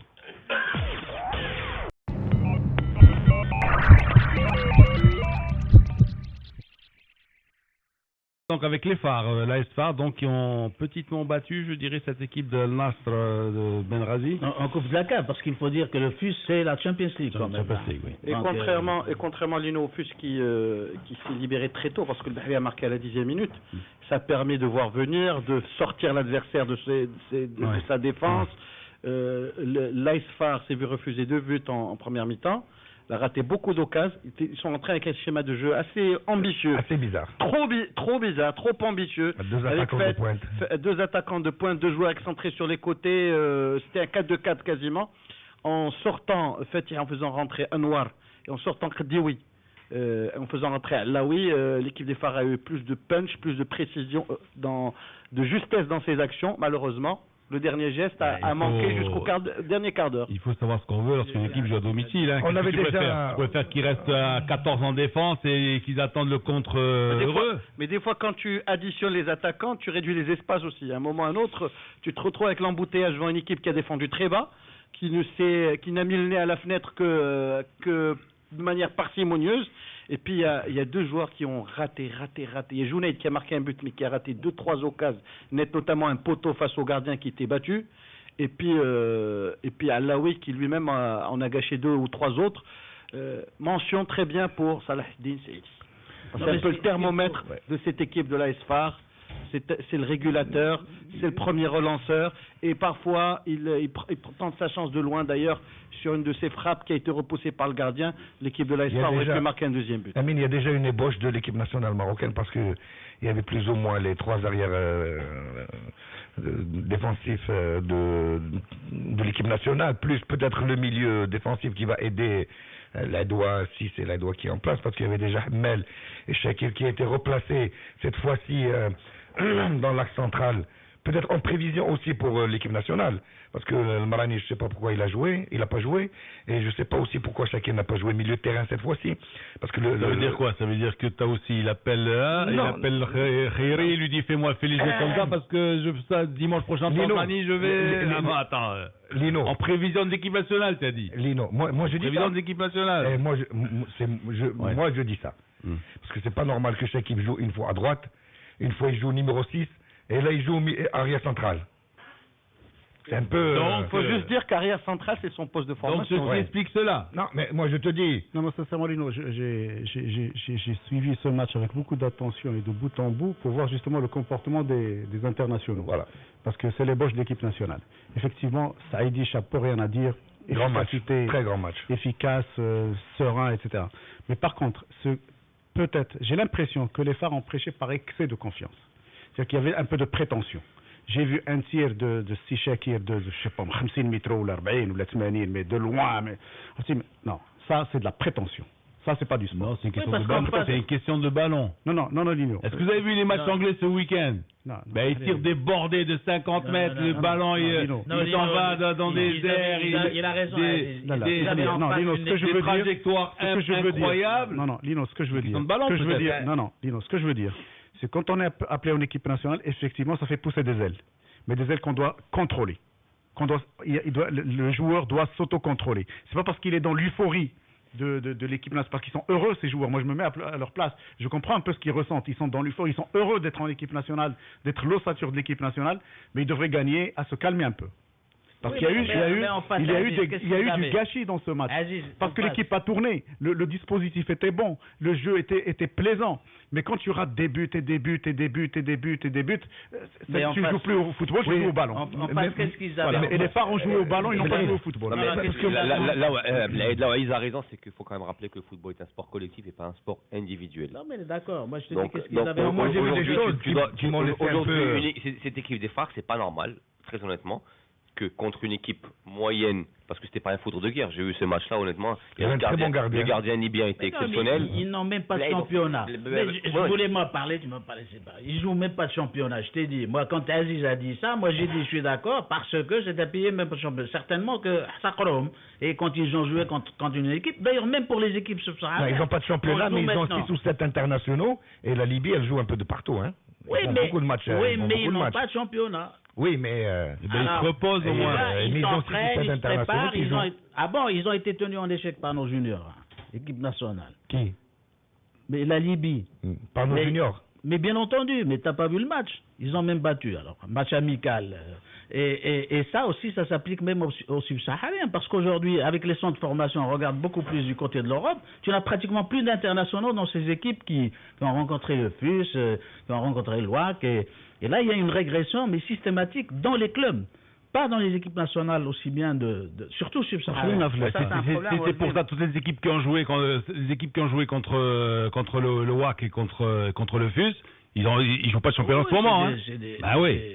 Il faut le dire, ça aussi. De championnat aussi. Il faut le dire, hein. Et de jeu, tu vois, il y a cette politique qui a finalement exogène là, qui se tourne davantage sur l'étranger. La Étoile, elle a joué 2 matchs depuis le 1er janvier. Moi, j'ai un petit bémol sur le grand club subsaharien. Tu as le TP Mazembe, tu as les clubs soudanais. Comment est-ce que tu peux balancer des choses comme ça avec de l'aplomb qui est extraordinaire? Comment ça, il y a pas de grands clubs? Non, mais sérieusement, je suis du genre à dire ça. Mais tu viens de dire qu'il n'y a plus de grands clubs subsahariens. Au Cameroun, qu'est-ce qu'il y a? Tu connais le Cameroun, le football camerounais? Alors, il n'y a plus de grands clubs. Il n'y a plus de grands clubs au Cameroun. Mais bien sûr, par rapport à avant.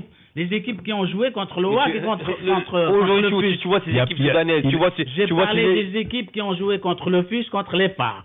Dans ce cas-là, nomme les équipes, mais je veux pas dire qu'il n'y a plus de grands clubs. Mazembe, on verra. Il y a de bons clubs, il y a peut-être des tours de tirs groupés, par exemple, d'une même nation, mais il a raison, il n'y a pas de grands clubs. Il n'y a plus ces grands clubs. Donne-moi le Barça du... Pas qu'on n'a plus de grands clubs. Ou le Bayern, le Manchester. Il y a des grands clubs, il n'y a plus de clubs hégémoniques en Afrique. C'est comme aujourd'hui. Est-ce que nous on a des grands clubs? Non, mais au-delà de ça, au-delà de nous, au-delà de nous. Il y a des internationaux, tu en as parlé maintenant. C'est plus le cas maintenant dans beaucoup de clubs qui exportent leurs joueurs, leurs talents. Et c'est ça qui est dramatique, qui crée une crise en Afrique subsaharienne. Et c'est posé par les médias, ouais, mais quand il y en a 4 qui jouent au Wydad d'un coup aussi, sur une équipe de 11, ça fait un peu, ça fait un peu bizarre. Le Grand Casablanca avec une équipe de 11 joueurs où il y en a 4 qui sont étrangers. Mais quoi, 4 étrangers? Mais tu rigoles ou quoi? Tu vois pas les clubs anglais ou italiens ou espagnols? On n'est pas encore au niveau des clubs anglais, espagnols. 4 sur 11, c'est rien 4 sur 11. Ça fait presque 35% ou 40%. Où elle est l'école? Où ils sont à des joueurs? Terminé. Où ils sont à des recrues qui ont acheté les Smith? C'est loin, c'est un football globalisé, mon cher ami. Le sport est globalisé. Parce que quand tu fais rentrer Andama et que tu fais sortir le Krell, alors que Njdi est assis et l'autre il joue. J'ai rentré par la suite. Mais par la suite. Bon, là vous êtes déjà au WAC si je comprends bien. Non, reste sur les pas, Non, vous avez parlé du WAC là déjà. Il est valable dans tous les clubs du monde. L'Inter du Milan, parfois, elle rentre avec aucun joueur italien, ça chaque fois. Mais attends, Amine, est-ce que vous avez vu la finale d'une coupe européenne de volleyball ce week-end? Il y a une équipe russe, une équipe italienne. Ni russe, Il y a 0 italien, 0 russe. C'est pas possible. 0 italien, 0 russe pratiquement. C'est un bon modèle pour nous. Non, mais je veux dire, ça ne veut pas dire le sport d'aujourd'hui. Parce que vous me parlez de l'Inter, vous parlez du temps où l'Italie, où dans les clubs italiens, il y avait une majorité de joueurs italiens. L'Italie jouait le meilleur football du monde. L'Italie était championne du monde. Aujourd'hui, l'Italie n'est plus grand-chose parce qu'effectivement, il n'y a plus de joueurs. Les grands clubs italiens ne reposent plus. Voilà. Non, mais attends, mais ils sont plus qu'ils étaient. Ils sont plus qu'ils étaient. Alors qu'il y a tous les ingrédients en Italie pour que le football italien domine le monde. Écoute. Mais c'est parce que lorsque Blatter à Marrakech a parlé de la Coupe du Monde, etc., il veut se donner un peu de courage, c'est tout. Parce que la Coupe du Monde, moi je vous l'assure, la Coupe du Monde va disparaître. Oui. La Coupe du Monde va disparaître. Non, t'inquiète pas. Ça sera vraiment une... C'est le fonds de commerce de la FIFA et la fonds de commerce de la FIFA. Oui, c'est comme ça que la FIFA se fait de l'argent. Parce que si tu lui enlèves la Coupe du Monde, qu'est-ce que c'est que FIFA sans Coupe du Monde? Il y aura la Coupe de la Ligue. Non, il n'y aura pas la Coupe de la Ligue. Il y aura, parce que les nations vont tenir, parce que là aussi, les États vont s'insurger, parce que c'est les États qui investissent. Et c'est parce que justement, et malheureusement, les États ont baissé les chiffres devant. Ils investissent. Mais regarde les Anglais. Mais le football, c'est ils n'arrivent pas à avoir une équipe nationale. Mais bien sûr, à cause de quoi, Lino? À cause des clubs. À cause des clubs. Mais le jour où les États vont mettre le haut là à ces affaires-là, et ils vont y arriver. Qui met le fric? C'est l'État qui met le fric en Angleterre ou ce sont les clubs qui mettent le fric? Toutes les équipes du monde, Lino, sont subventionnées par leurs collectivités locales. En Angleterre? Ils donnent pas d'argent, les collectivités locales en Angleterre? Qu'est-ce qu'elles donnent les collectivités? Tu sais en France peut-être? En France peut-être? En Angleterre aussi. En Angleterre aussi. Dans tous les pays du monde, il y a un retour des collectivités locales parce que les collectivités locales considèrent que ces clubs animent la ville ou animent le quartier ou animent, et il y a un retour sur investissement, soit par les terrains qui leur accordent. Les terrains, ils sont tous propriétaires de terrains, les Anglais. Qui leur accorde les terrains? Ils les ont achetés à combien? Mais dis-moi, c'est des terrains qu'ils ont achetés depuis plus d'un siècle. Mais plus d'un siècle, mais va voir à quel prix ils les avaient. Mais attends, mais à l'époque, c'est le prix du marché de l'époque. Non, il y avait des francs symboliques, il y avait des choses. Non, mais il faut connaître l'histoire du sport. Il faut pas penser qu'il n'y a pas, même aux États-Unis, Lino. Même aux États-Unis, il y a une participation de l'État à travers des collectivités locales. Même aux États-Unis. Ouais. Ben oui, c'est normal. Comment est financé le sport olympique américain? Comment il est financé? Ils ont du fric. Mais bien sûr, le comité olympique. Il est riche, le comité olympique américain? Oui. Il est riche? Oui, et c'est plus riche. Et je vais te dire pourquoi. Il est plus riche que le comité italien, par exemple? Plus riche parce qu'il prélève. Parce que le comité olympique international lui reverse ce qu'il ne reverse à personne au monde. C'est des accords qui sont passés entre le comité olympique américain et le CIO du fait que la provenance de la majeure partie des sponsors qui payent cher le CIO sont américains. Il y a une ristourne très importante vers le comité olympique américain. Alors là, c'est quoi? Mais ça, c'est quoi ça? C'est pas de la politique? Il doit rajouter aussi c'est de la politique en affaires. C'est de la politique. Comité olympique. C'est de la politique. Tu veux mes sponsors, tu me reverses de l'argent. Mes sponsors sont américains. Moi, je suis comité olympique américain. Je veux mon retour. C'est de la politique. C'est de la politique. Bon, alors, WAC. Faudrait juste préciser que les femmes ne savent pas où ils vont jouer le match retour.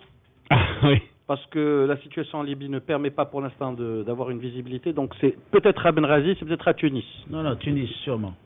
C'est pas encore décidé. Il faudrait que la CAF envoie un communiqué dans ce sens dans le courant de la semaine. Voilà. Bon. Alors, messieurs, on parle du WAC? Oui. Qui s'est facilité la tâche aussi. Ils ont marqué 2 buts dans le premier quart d'heure, contrairement, encore une fois, à l'Aïsfar. C'est-à-dire, dans ces matchs face à des adversaires théoriquement assez faciles, il faut avoir la baraka avec soi. Voilà. Premier but, le gardien il la laisse passer. Le deuxième penalty mitigé. Non, pourquoi vous dites penalty? Mi figue, mi raisin. Penalty scandaleux.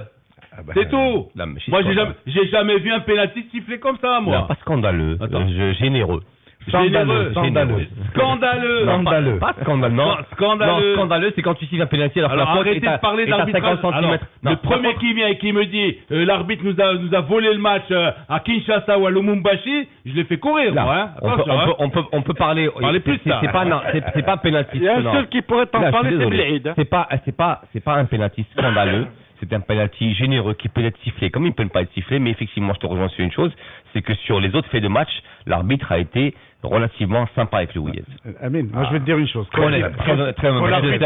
Pour que l'équipe joue à 10 pendant... Je pensais qu'il sifflait faute contre le Wydad. Pour jeu dangereux. Je pensais qu'il allait siffler pour jeu dangereux. Et après il commence le carton, le truc... Le rouge, c'était limite. Mais bon, cela dit, je pense très honnêtement maintenant, autant dans ta diatribe contre cette équipe du WAC qui... C'est pas ma diatribe contre l'équipe du WAC. Non, monsieur. L'arbitrage qui a favorisé, je vais reconnaître qu'une chose, c'est pas ma diatribe. Cette équipe, moi je t'ai reconnu du Rajaoui, tu es avec moi ou tu es contre moi. C'est comme ça. Cette équipe des douanes. Contre lui maintenant parce que tu as dit quelque chose. Cette équipe des douanes de Togo. Alors moi je te dire que où étais-tu lorsqu'on a pris des gaz lacrymogènes à Tunis? Où étais-tu, toi? Toi, le Wydadi, où étais-tu? Effectivement, ça fait de toi. nous étions là-bas. Ça fait de toi un Wydadi exceptionnel, estampillé. On peut rien pour toi, plus sérieusement. Et quand on t'a pris un coup de matraque à l'intérieur de l'aéroport, t'étais où, toi? J'étais en train d'estampiller la médaille qu'on va te refiler. Mais la force de l'argumentaire se résume à ça seulement. C'est tout. Mec, c'est ce qui fait que ça te donne l'autorisation de venir balancer tout n'importe quoi. Ça veut dire quoi? Soi-disant que je suis Rajaoui et que je hais le WAC et j'aimerais bien que le WAC se ramasse en coup d'après. Mais qui a dit ça? C'est ce que tu veux dire? Mais pas du tout. Ben oui, tu l'as dit. Ta diatribe contre le WAC. Tu parles de diatribe contre le WAC. Ce que je suis en train de dire, c'est que je suis en train d'accuser le WAC d'avoir fait en sorte que l'arbitrage soit très généreux en sa faveur. J'ai dit simplement que dans notre langage, un penalty scandaleux. Vous dites quoi, penalty scandaleux avec un arbitrage maison? Ça veut dire que tu es nu quoi? Non, j'ai pas parlé d'arbitrage maison. J'ai pas parlé non, j'ai pas parlé d'arbitrage maison. Non, j'ai parlé uniquement de l'épisode. Tu veux qu'on fasse dans la mauvaise foi comme toi, on peut faire. J'ai parlé uniquement de l'épisode, j'ai dit c'est un penalty scandaleux. J'aimerais que tu nous disciplines à ne plus dire parler contre ou parler en mal d'eux. On parle d'eux et on critique le. Mais tu n'as pas parlé contre le WAC. Non, je regrette assez Amine. Il n'a pas parlé contre le WAC, il a parlé du WAC. Parce avec moi ou contre moi, il n'y a que Bush qui pouvait se le permettre et on sait où il est aujourd'hui. Qui s'est pas privé de faire. En tant que sympathisant du Real, je ne devais pas dire que l'arbitre turc a été scandaleux à Manchester. Scandaleux, oui. Quand il y a un carton rouge, c'est un carton rouge très sévère. C'est tout. Mais tu l'as pas dit. Quoi? Bien sûr que je l'ai dit. Je t'ai pas beaucoup entendu. Pour passer à autre chose, Lino, sincèrement, moi, là aussi, c'est un match que j'ai vu avec beaucoup d'intérêt parce que je voulais voir, parce que depuis quelque temps, je vois le WAC et je n'aime pas le jeu du WAC. Je le dis en toute sincérité. Moi, tu as raison. Voilà. Et puis, je me suis dit, à l'international, peut-être que ça va changer. Eh bien, sincèrement, moi, je conseillerais aux gens du WAC de revoir l'équipe. Moi, je ne suis pas confiant pour cette équipe du WAC, en toute sincérité. Parce qu'elle dépend de 3 joueurs. Quand ils sont bons, l'équipe est bonne. Quand ils sont pas bons, les autres, c'est des comparses. Je regrette, j'ai vu des lenteurs, j'ai vu des gestes imprécis. Sincèrement, il y a des joueurs qui n'ont pas leur place au WAC. Moi, j'ai vu un petit léger. Mais ils ont gagné par 3 quand même. Sauf le gagner par 3. Je comprends pas. Ils gagner par 10, Moi, j'ai vu un léger mieux un tout petit peu parce qu'on en a parlé la semaine dernière. Le fait qu'il fasse jouer à chaque fois Andama avec Elis Moutis, pour moi, ça ne va pas ensemble. Parce que. Pourquoi ça ne va pas ensemble? Il a raison. Elis Moutis empiète sur le travail de Andama et il empiète aussi sur le travail de Bobby Anderson. Donc, ce qui fait que tous les 3 n'arrivent pas à jouer ensemble. Pas d'harmonie. Mais quand Elis Moutis joue avant-centre et Bobby Anderson. Bobby Anderson. Tu peux dire l'artiste. Voilà. Quand il est plus tranquille, avec Koné qui lui fait un travail de sape derrière, il le laisse un peu plus libre pour jouer vers l'attaque, il est meilleur. Le Wydad joue. Et Boblé Anderson, c'est la plus-value d'Al-Wydad. C'est la plus-value. Il arrive à se déplacer comme il faut. L'autre, il lui fait un ratissage, Smithson. Il lecture du jeu qui est exceptionnel dans le championnat national. Voilà. C'est quelqu'un qui trouve l'espace, le bon, où recevoir le ballon, qui fait les bons appels. C'est un grand joueur. C'est un grand joueur. À 20 ans. Mais justement, Ghanéen, Ivoirien. Il contraste avec le comportement d'autres joueurs qui sont figés, qui sont lourdeaux, qui sont. Pourquoi lourdeaux? Pourquoi? Tu as vu la défense qu'ils ont le WAC? L'action du penalty, c'était pas une rupture, c'est pas c'est pas une accélération là, sur l'action du penalty? Mais qui provoque les accélérations au WAC? Qui les provoque? Mais moi, c'est un Widadi. Oui, Boblé Anderson et Mouiti. Les autres, ils sont là, ils se bougent tranquillement, ils avancent. Ça veut dire quoi? Alors, pourquoi? Ça veut dire que le secteur défensif du Wydad est lent, parce que ni Rami, ni Rabah, et encore moins Léoui qui revient d'une semi-retraite au Qatar et aux Émirats, sont véritablement performants à l'heure actuelle. Moi, je suis d'accord avec Aziz. Ils sont lourds. Avec Aziz, effectivement, on a quand même une grosse dichotomie entre la prestation des étrangers, et ça c'est Aziz, et Aziz qui avait dit que il y a un gros contraste entre la prestation des étrangers et les autres. On a quand même les autres, on a l'impression que les étrangers... Vous vous rendez compte de quoi vous parlez? C'est la réalité. C'est comme si un journaliste anglais arrive et il a dit le problème c'est que Arsenal, c'est que les deux Anglais sont des tocards, et puis ce sont les étrangers qui font tout le boulot. Ça veut dire quoi ça? La preuve au Wydad, Taoussi n'a convoqué que Aujourd'hui, voilà, exactement, c'est très bien dit. Aujourd'hui, tu as 3 places en Botola pour 4 étrangers. Que les joueurs étrangers du WAC sont meilleurs que les nationaux du WAC. Quel mal il y a à dire ça? C'est une vérité, Lino. Mais vous avez l'air de dire qu'il y a ces 3-4 étrangers, après un peu WAC, il n'y a plus rien. Non. Il n'y a plus rien, mais ils sont moins bons. Ils sont moins concernés. En termes d'implication, et là, je sais de quoi je parle. En tout cas, moi, c'est un avis personnel que je partage avec moi-même. C'est très subjectif. J'ai quand même l'impression qu'aujourd'hui, le fait que la loi n'autorise que 3 places pour 4 étrangers présents, qui se décarcassent beaucoup plus pour jouer que les autres. Aujourd'hui, on a l'impression qu'au WAC, les locaux, notamment 4 ou 5, sont des barons dans leurs équipes. Ils savent qu'ils sont limite incontournables, qu'ils auront tous les matchs. Aujourd'hui, un garçon comme, sans le pointer du doigt, un garçon comme Rami Rabah, c'est plus ou moins la charnière centrale qui fera tous les matchs. Un garçon comme Rabah, qui s'est tué lorsqu'il est allé en Arabie Saoudite, qu'on n'a plus retrouvé, il est quasiment certain de disputer les matchs, il est fantomatique. Un garçon comme Bakr Hilali, c'est pareil, entre Bakr Hilali début de saison et maintenant, c'est impressionnant, je suis désolé. Alors que seul qui est valable, c'est Saïd Fiat quand il joue à gauche. Alors qu'aujourd'hui, tu prends sur encore une fois, vous vous rendez compte, mais ce qui vient, le seul qui est valable, non mais c'est vrai, il a raison, c'est le seul qui est relativement régulier, il a raison. Je suis désolé. Quand il regarde tous les matchs, prends la moyenne, sur des prestations, prends une moyenne des prestations d'un Boblé quand il joue. Il a raté un seul match, c'était contre Berkane d'ailleurs, que le WAC a perdu à domicile. Il a tapé le poteau. Il a tapé le poteau, exactement. Mais la prestation moyenne d'un Boblé, la prestation moyenne d'un Koné quand il rentre, et un degré moins d'un Moutis parce qu'il décroche beaucoup. Je suis désolé, t'as l'impression quand même que... Expliquez-moi comment ils font être 3e en championnat alors.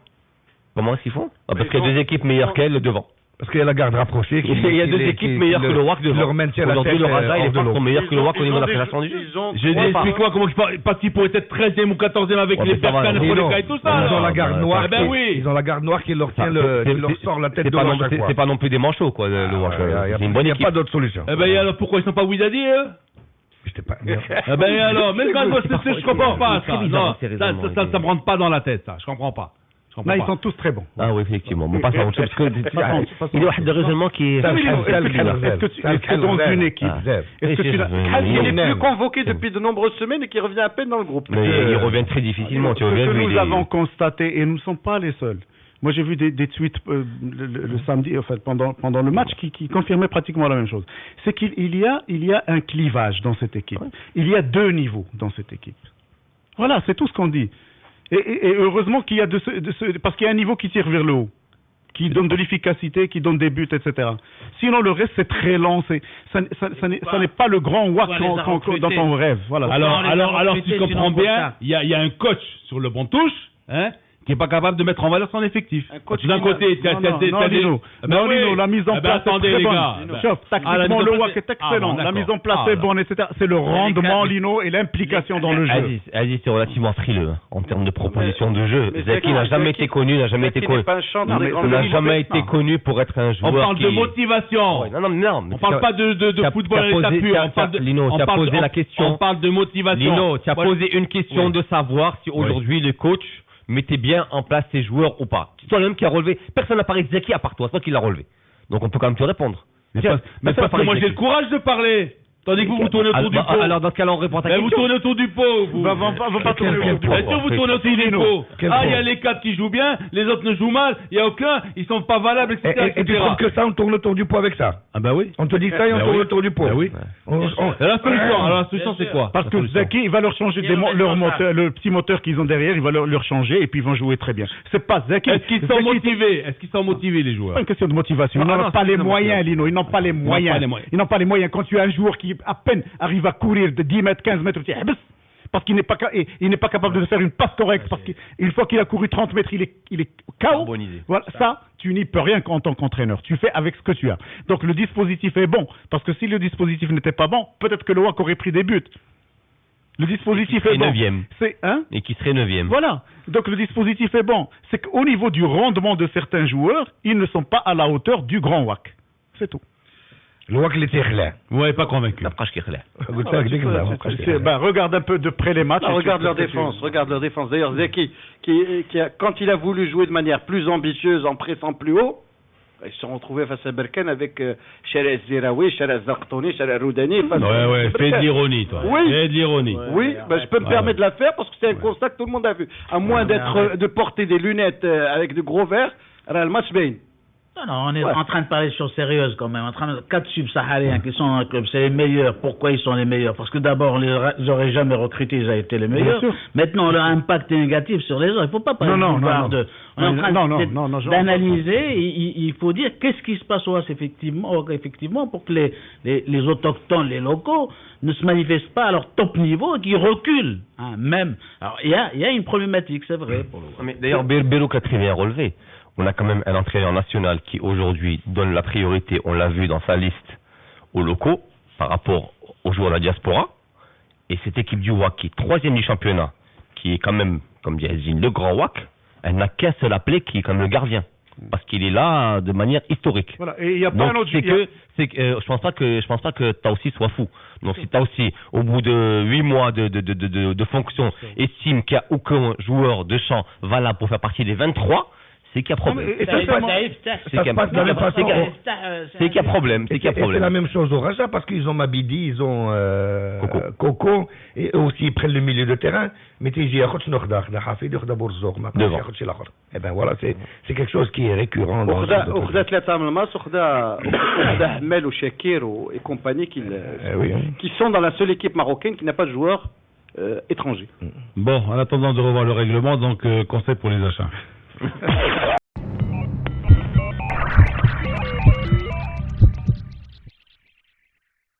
Alors, on reprend, messieurs, avec... on continue sur le WAC ou...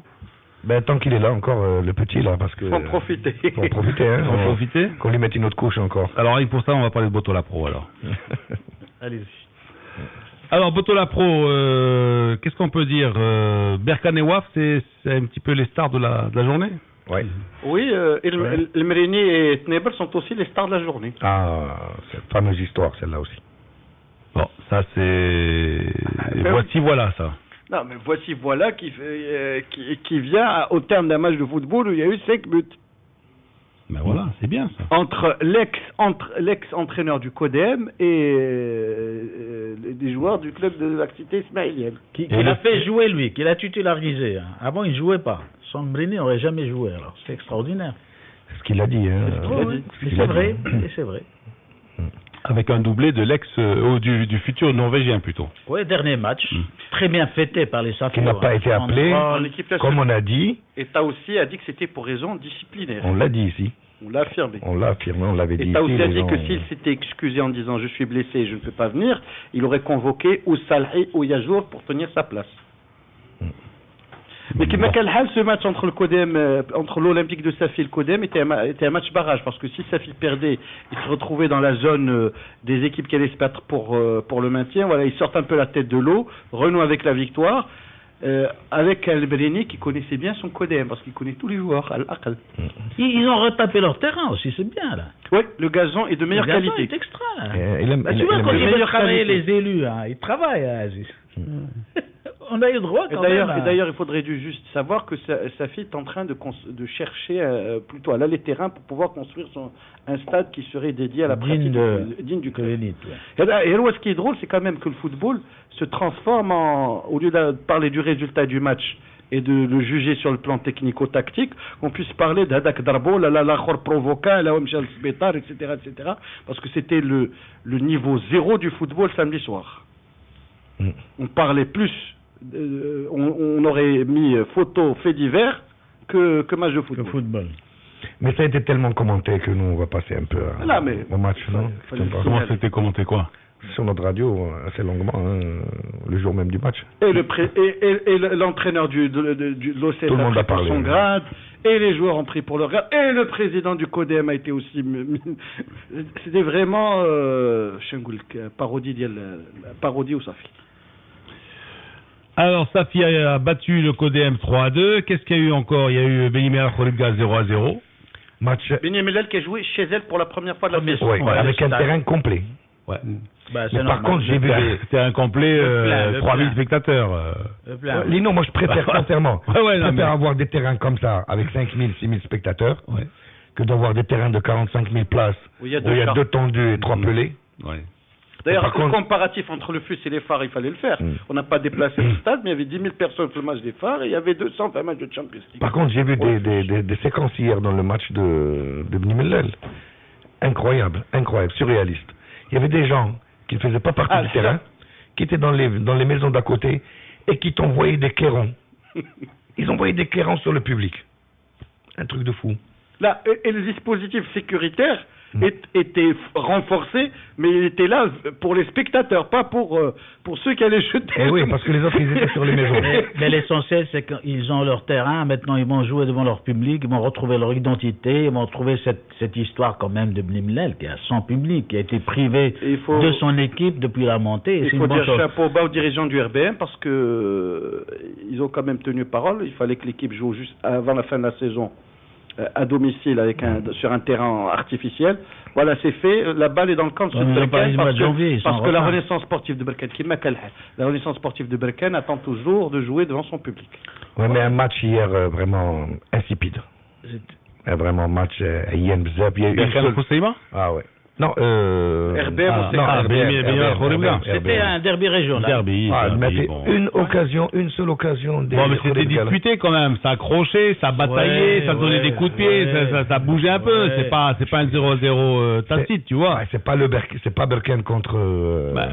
Berkane contre Kousseima était de bien meilleure qualité. Très meilleure qualité. Et je suppose que ce sont deux des équipes les plus joueuses, la Botola et Berkane, en termes de proposition de jeu, est en phase ascendante.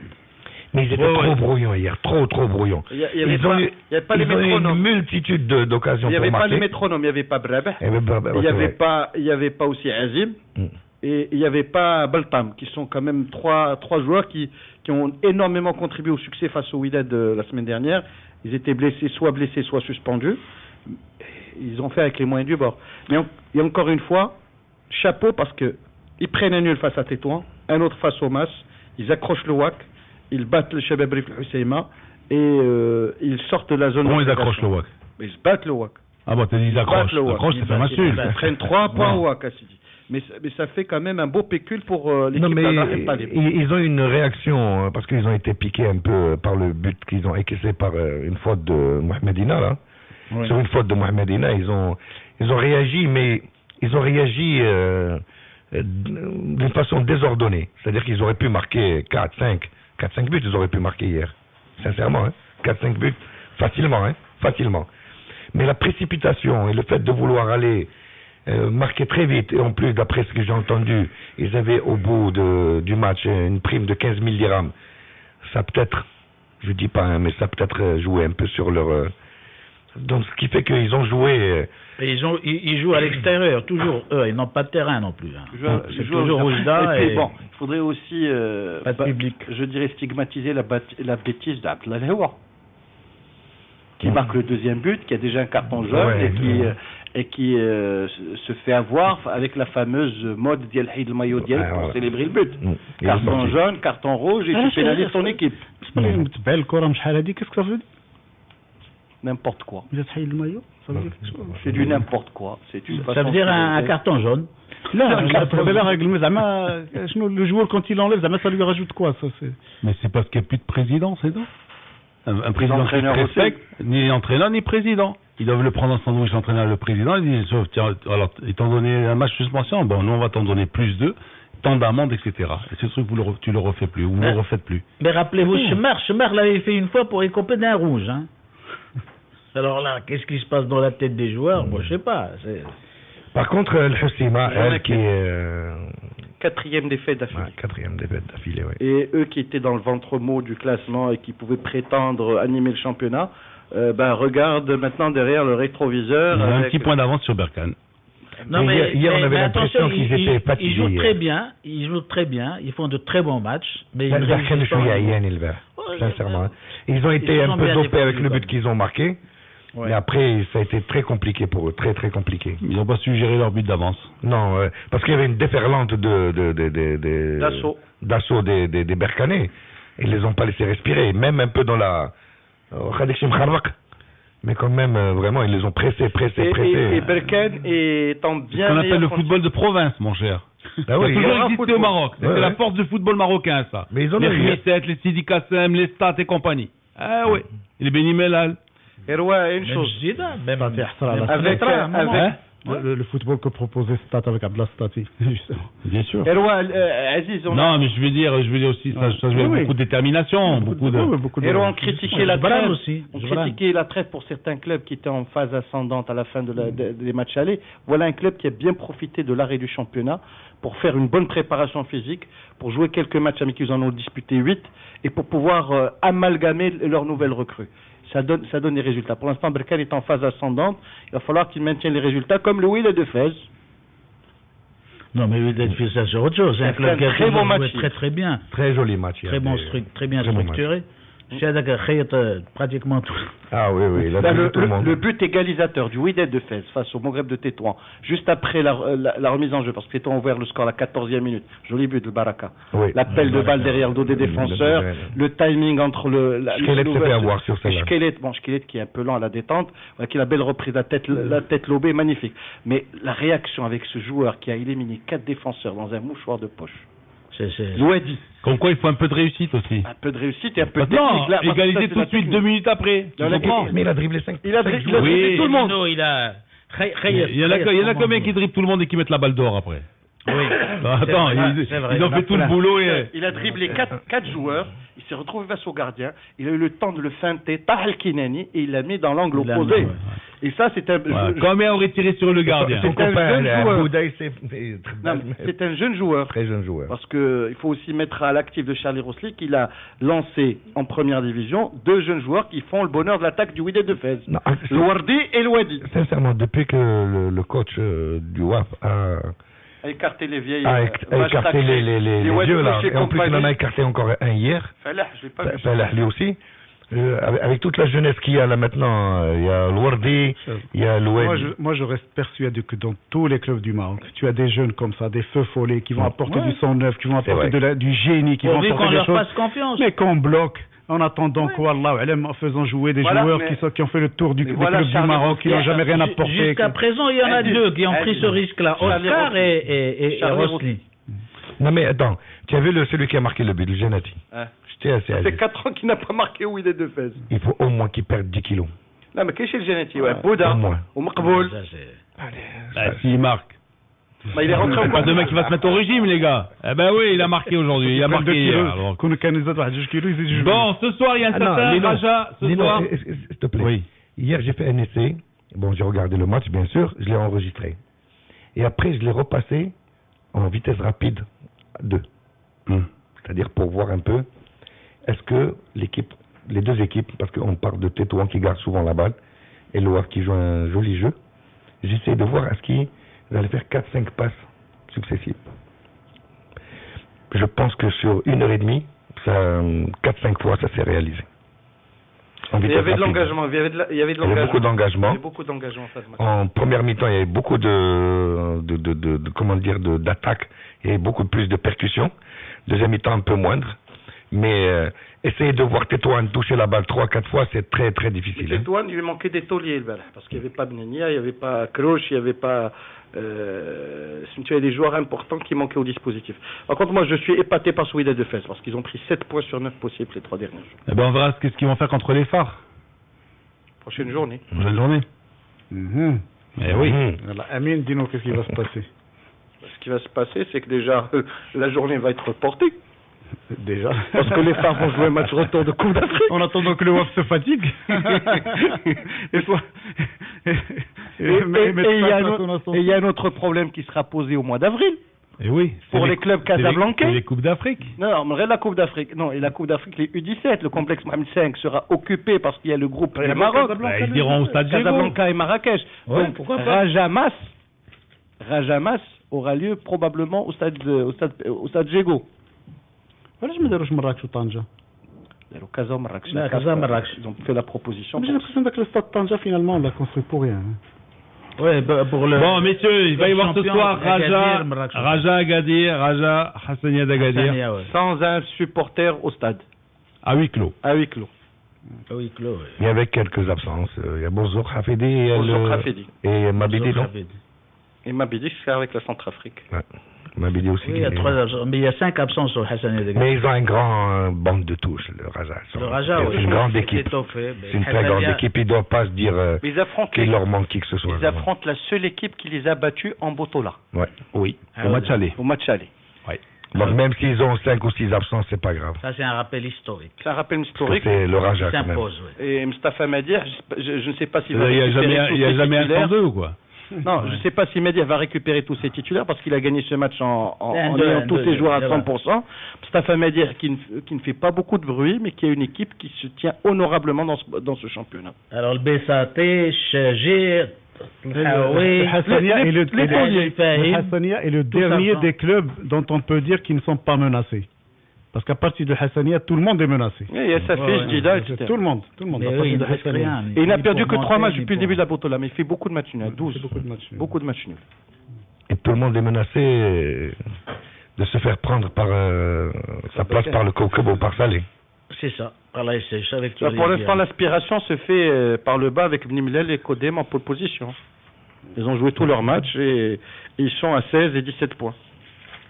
À 16 et 17 points. Et qui c'est qui a le plus mauvais calendrier en bas? Il va falloir préciser que toutes ces équipes s'affrontent entre elles déjà. Déjà, il y a un code Berkan déjà. Comment c'est que la prochaine journée déjà? Déjà, عندك شي كود Berkan, عندك Mas Bnimlel, عندك Khourib Gakak. Wakfus. Non, mais je parle des équipes du bas de tableau. Avec le CMS Jdida qui sont aussi menacés. Ils vont beaucoup contre eux. Ils vont jouer beaucoup entre eux. Ils vont se prendre des points entre eux. Khourib Gakak. Oui. Beaucoup de matchs à 6 points. Hein. Oui, ils vont se prendre beaucoup de points entre eux. C'est ça justement qui fait qu'à partir de Hassania, on peut dire, bon, ceux qui sont au-dessus, ils sont sauveurs, enfin ils peuvent rester, dormir tranquilles, mais tous ceux qui sont plus bas que Hassania sont menacés. Je voudrais juste donner un chiffre. Abdelzak Hamdallah, c'est 15 buts en championnat sur les 26 de l'Olympique de Safi. Qu'adviendra-t-il lorsqu'il partira la semaine prochaine? Oui, son expérience en Norvège. Le deuxième est à 10 buts quand même. Alors messieurs, on va passer à Botola 2 avec cette victoire de Salé sur le Koukab. Première défaite du Koukab. Ils leur ont rendu la monnaie. Ils les ont gagnés à Marrakech et cela les a gagnés à Salé. Mais mine de rien, cela c'est d'anciens joueurs de la première division. Amin Qablé, Labi, Gnaoui, tout ce beau monde connaît le haut de l'élite. Non, Sina ne joue plus avec eux. Mais tu as aussi le gardien de but, l'ancien gardien de but d'Elefar qui est là, donc c'est une équipe qui est même rodée. Non, ils ont quelques éléments. Tu as vu le match? Non, j'ai pas pu le voir, j'étais fatigué ce week-end. Alors, il y avait beaucoup de rugby. Est-ce que Khmisset qui s'est imposé à Bereshid, est-ce que Khmisset peut encore y croire? Ouais. Même le Mouloudia, hein. Mouloudia, Mouloudia, il suit un point. Ils sont à 10, 11 points. 37-36. 48 Koukab, 47 Salé. C'est Lino, le foot c'est le foot. Hein. 10 points, 11 points de retard. Ça peut se combler. Il reste 9 journées, il reste 27 points. Il y a 27 points à gagner, on ne sait jamais C'est jamais ce qui peut se passer.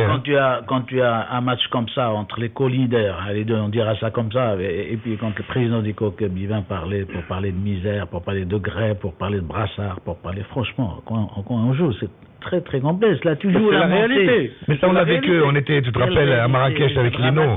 C'est dommage. On l'a vécu avec les gens de Marrakech qui étaient vraiment tu sais plus en si difficulté.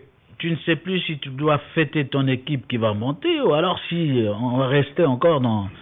On ne veut pas régler ces problèmes. À quoi bon, Qu'est-ce que ça veut dire? Tu vas monter. Malheureusement, je n'ai pas vu ce match, donc... mais je veux savoir... Et ça quoi, c'est la faute à la fédération encore? Non, mais c'est triste d'avoir des réactions comme ça. Moi, les gens... Ce que je voudrais savoir, si quelqu'un peut m'éclairer, est-ce que cette défaite est une défaite footballistique, c'est-à-dire c'est le jeu, ou bien c'est une défaite qui est conséquence à ce qui se passe au KCM. Non, c'est le jeu. Bon, si c'est le jeu, c'est pas si grave que ça. Bon, c'est bien que c'est que la première défaite du COCUB. Voilà, qu'ils perdent un match, etc. Mais si c'est la conséquence de ce qui est en train de se passer, là, ça risque d'être exponentiel. Et là, il est encore possible que le KCM ne monte pas en première division. Ouais. Aziz, dis-moi mentalement, si moi je suis joueur, je joue bien, je suis au top niveau parce que je vais réussir la montée, et qu'après parallèlement on me tient un discours de misérabilisme, de problèmes financiers, de ceci, cela, comment va être mon mental à moi? Est-ce que je vais me sentir vraiment comme joueur? Tu vas te dire que tu as fait le mauvais choix, tu es venu jouer dans un club qui n'a pas de ressources. C'est tout. C'est le cas de les résultats. Mais il faut pas penser aussi que c'est dû aux dirigeants du KCM. Non, ce n'est pas dû aux dirigeants aussi, c'est une conjoncture. C'est une conjoncture qui fait que le KCM vit aujourd'hui. C'est une conjoncture qui touche tout le football marocain. Sans le soutien des collectivités locales. Sachez que j'étais sur une chaîne du Golfe, pour ne pas la nommer, qui faisait une émission de Sport Éco et qui parlait du Raja qui a dû emprunter une somme d'argent considérable pour payer son déplacement au Golfe.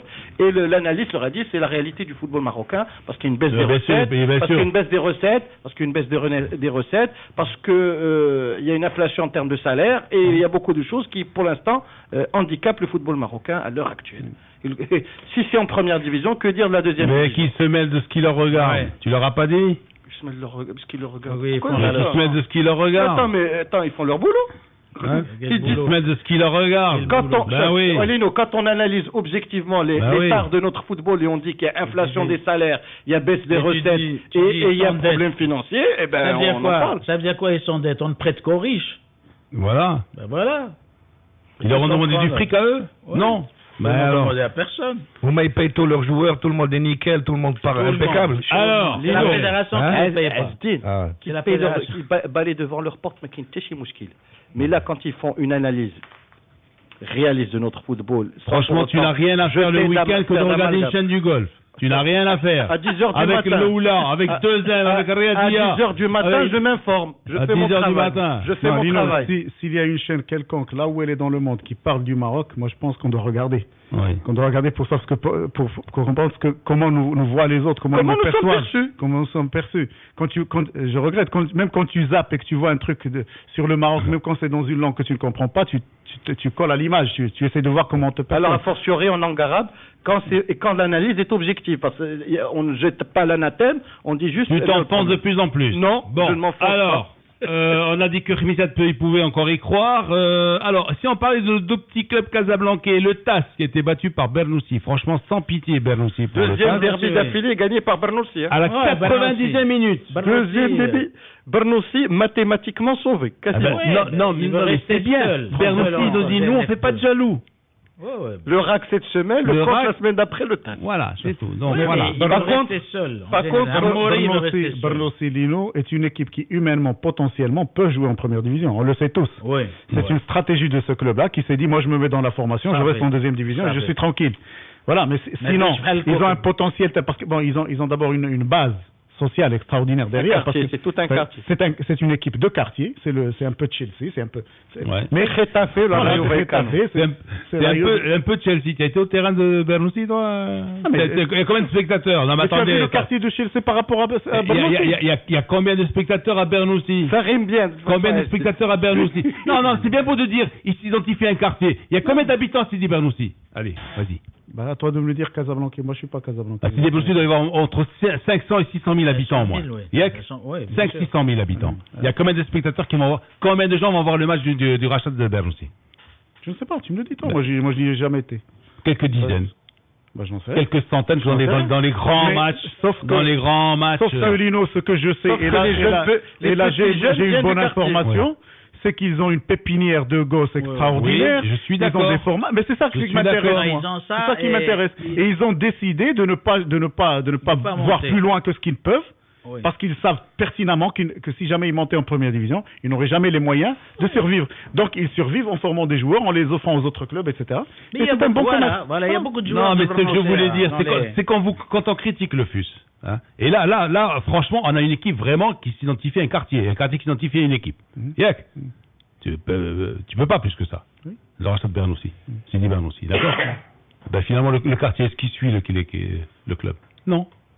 Non, je ne sais pas, mais ils ont une spécificité quand même, c'est que effectivement c'est le seul endroit où on joue encore. Non, on joue encore au football de quartier, encore des terrains vagues.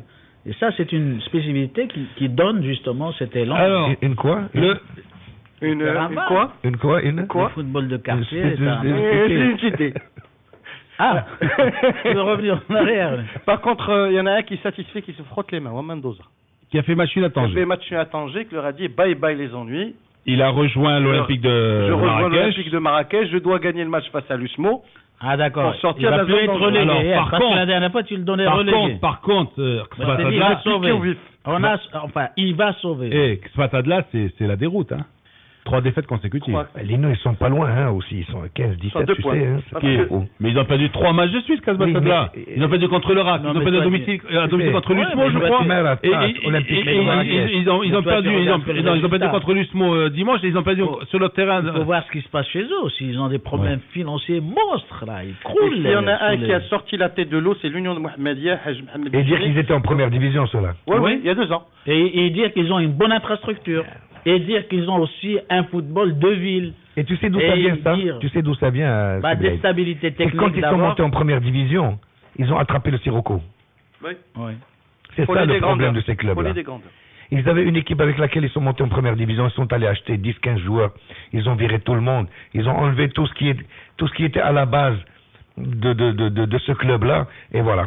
Mais on a été, alors en conclusion, on a été avec Lino, on a vu le banc. Tu as vu le banc de touche de cette équipe? C'est l'anarchie totale. Hein. Qu'est-ce que tu veux faire quand tu n'as même pas une stabilité technique? Oui, ils avaient changé d'entraîneur cette semaine-là. Je voudrais aussi saluer le Lyon de Mohamedia, qui est un club qui a les mêmes prétentions que Bernoussi, c'est-à-dire rester en 2e division, et qui a gagné 3-1, qui sort définitivement de la zone dangereuse, et qui fait un bon boulot avec Haj Mohamed Nejmi. Alors, un conseil football, il est gratuit. Hein, c'est après avoir vu la dernière journée du championnat du tournoi Destination. Franchement, le Koura bzef alikum les footballeurs. Parce qu'il suffit de voir ces matchs de rugby. C'était chaud, hein. Non mais attends, mais c'est que d'abord les mecs ils contestent pas. Ah oui. Ils contestent pas l'arbitrage. Le gars il prend son carton. Et il s'en va, tout penaud, il reste 10 minutes sur la touche. Donc déjà, quand on commence à prendre déjà ce genre de disposition, déjà par exemple, la petite expulsion temporaire, il faudrait peut-être l'instaurer déjà au football. Il faut que le board le décide. Quand les gars perdent du temps et tout ça, que le gars... Est-ce que vous avez vu dans un match de rugby, l'équipe qui recule de 10 mètres? Ça n'existe plus. C'était nous quand on jouait dans les années 70. Nous, oui, à chaque fois l'arbitre nous faisait reculer de 10 mètres. Mais ça n'existe plus, reculer de 10 mètres. Tu sais comment ils arrivent même pas... Coup franc, le mec qui pose la balle, ça y est, les mecs reculent, ça y est. Ils n'arrivent pas à parler à l'arbitre. Il n'y a personne qui conteste. C'est le capitaine qui parle. Mais encore. Il ne conteste aucune décision arbitrale. Il écoute les explications de l'arbitre. Sinon, il prend 6 mois. L'arbitre, dans l'explication, peuvent être entendus dans les tribunes. Oui. Et après, et à la sortie, il y a quoi? Le fameux couloir. Il y a le couloir d'honneur. Et après, il y a des mecs, on se moque avec des paps, hein, et qui vont passer un petit moment avec les copains avec qui ils se sont donnés pendant 80 minutes. Voilà. Ça c'est le sport. Parce que franchement, que véhicule le football par rapport au rugby? Pas de valeur, pas tellement de valeur, moins de valeur. Quand tu as l'un des meilleurs joueurs du monde, Lino, qui triche et qui baisse la tête parce qu'il a triché, il s'excuse même pas par rapport à l'adversaire qu'il a dupé. Il a dû payer l'arbitre et l'adversaire, et l'adversaire qui le regarde pour lui dire hey, je t'ai pas touché. Et le gars, il fait ça comme ça. Et quand tu fais le bilan. C'est l'un des meilleurs joueurs du monde. Quand l'entraîneur fait le bilan technique. En rugby, tu ne verras jamais ça. En rugby, tu ne verras jamais ça. C'est l'un des meilleurs joueurs du monde. Celui qui parle portugais. Parle portugais. En rugby, tu ne verras jamais ça. Lino. Pays de Galles, Angleterre. Pays de Galles, Angleterre. Magnifique. J'ai vu les trois. Italie-Irlande. Italie-Irlande, P1 et France-Écosse. C'est quelque chose. Hein. Bonne matinée à tous. Merci d'avoir été avec nous et à demain, Inch'Allah. Attaque. Mars attaque.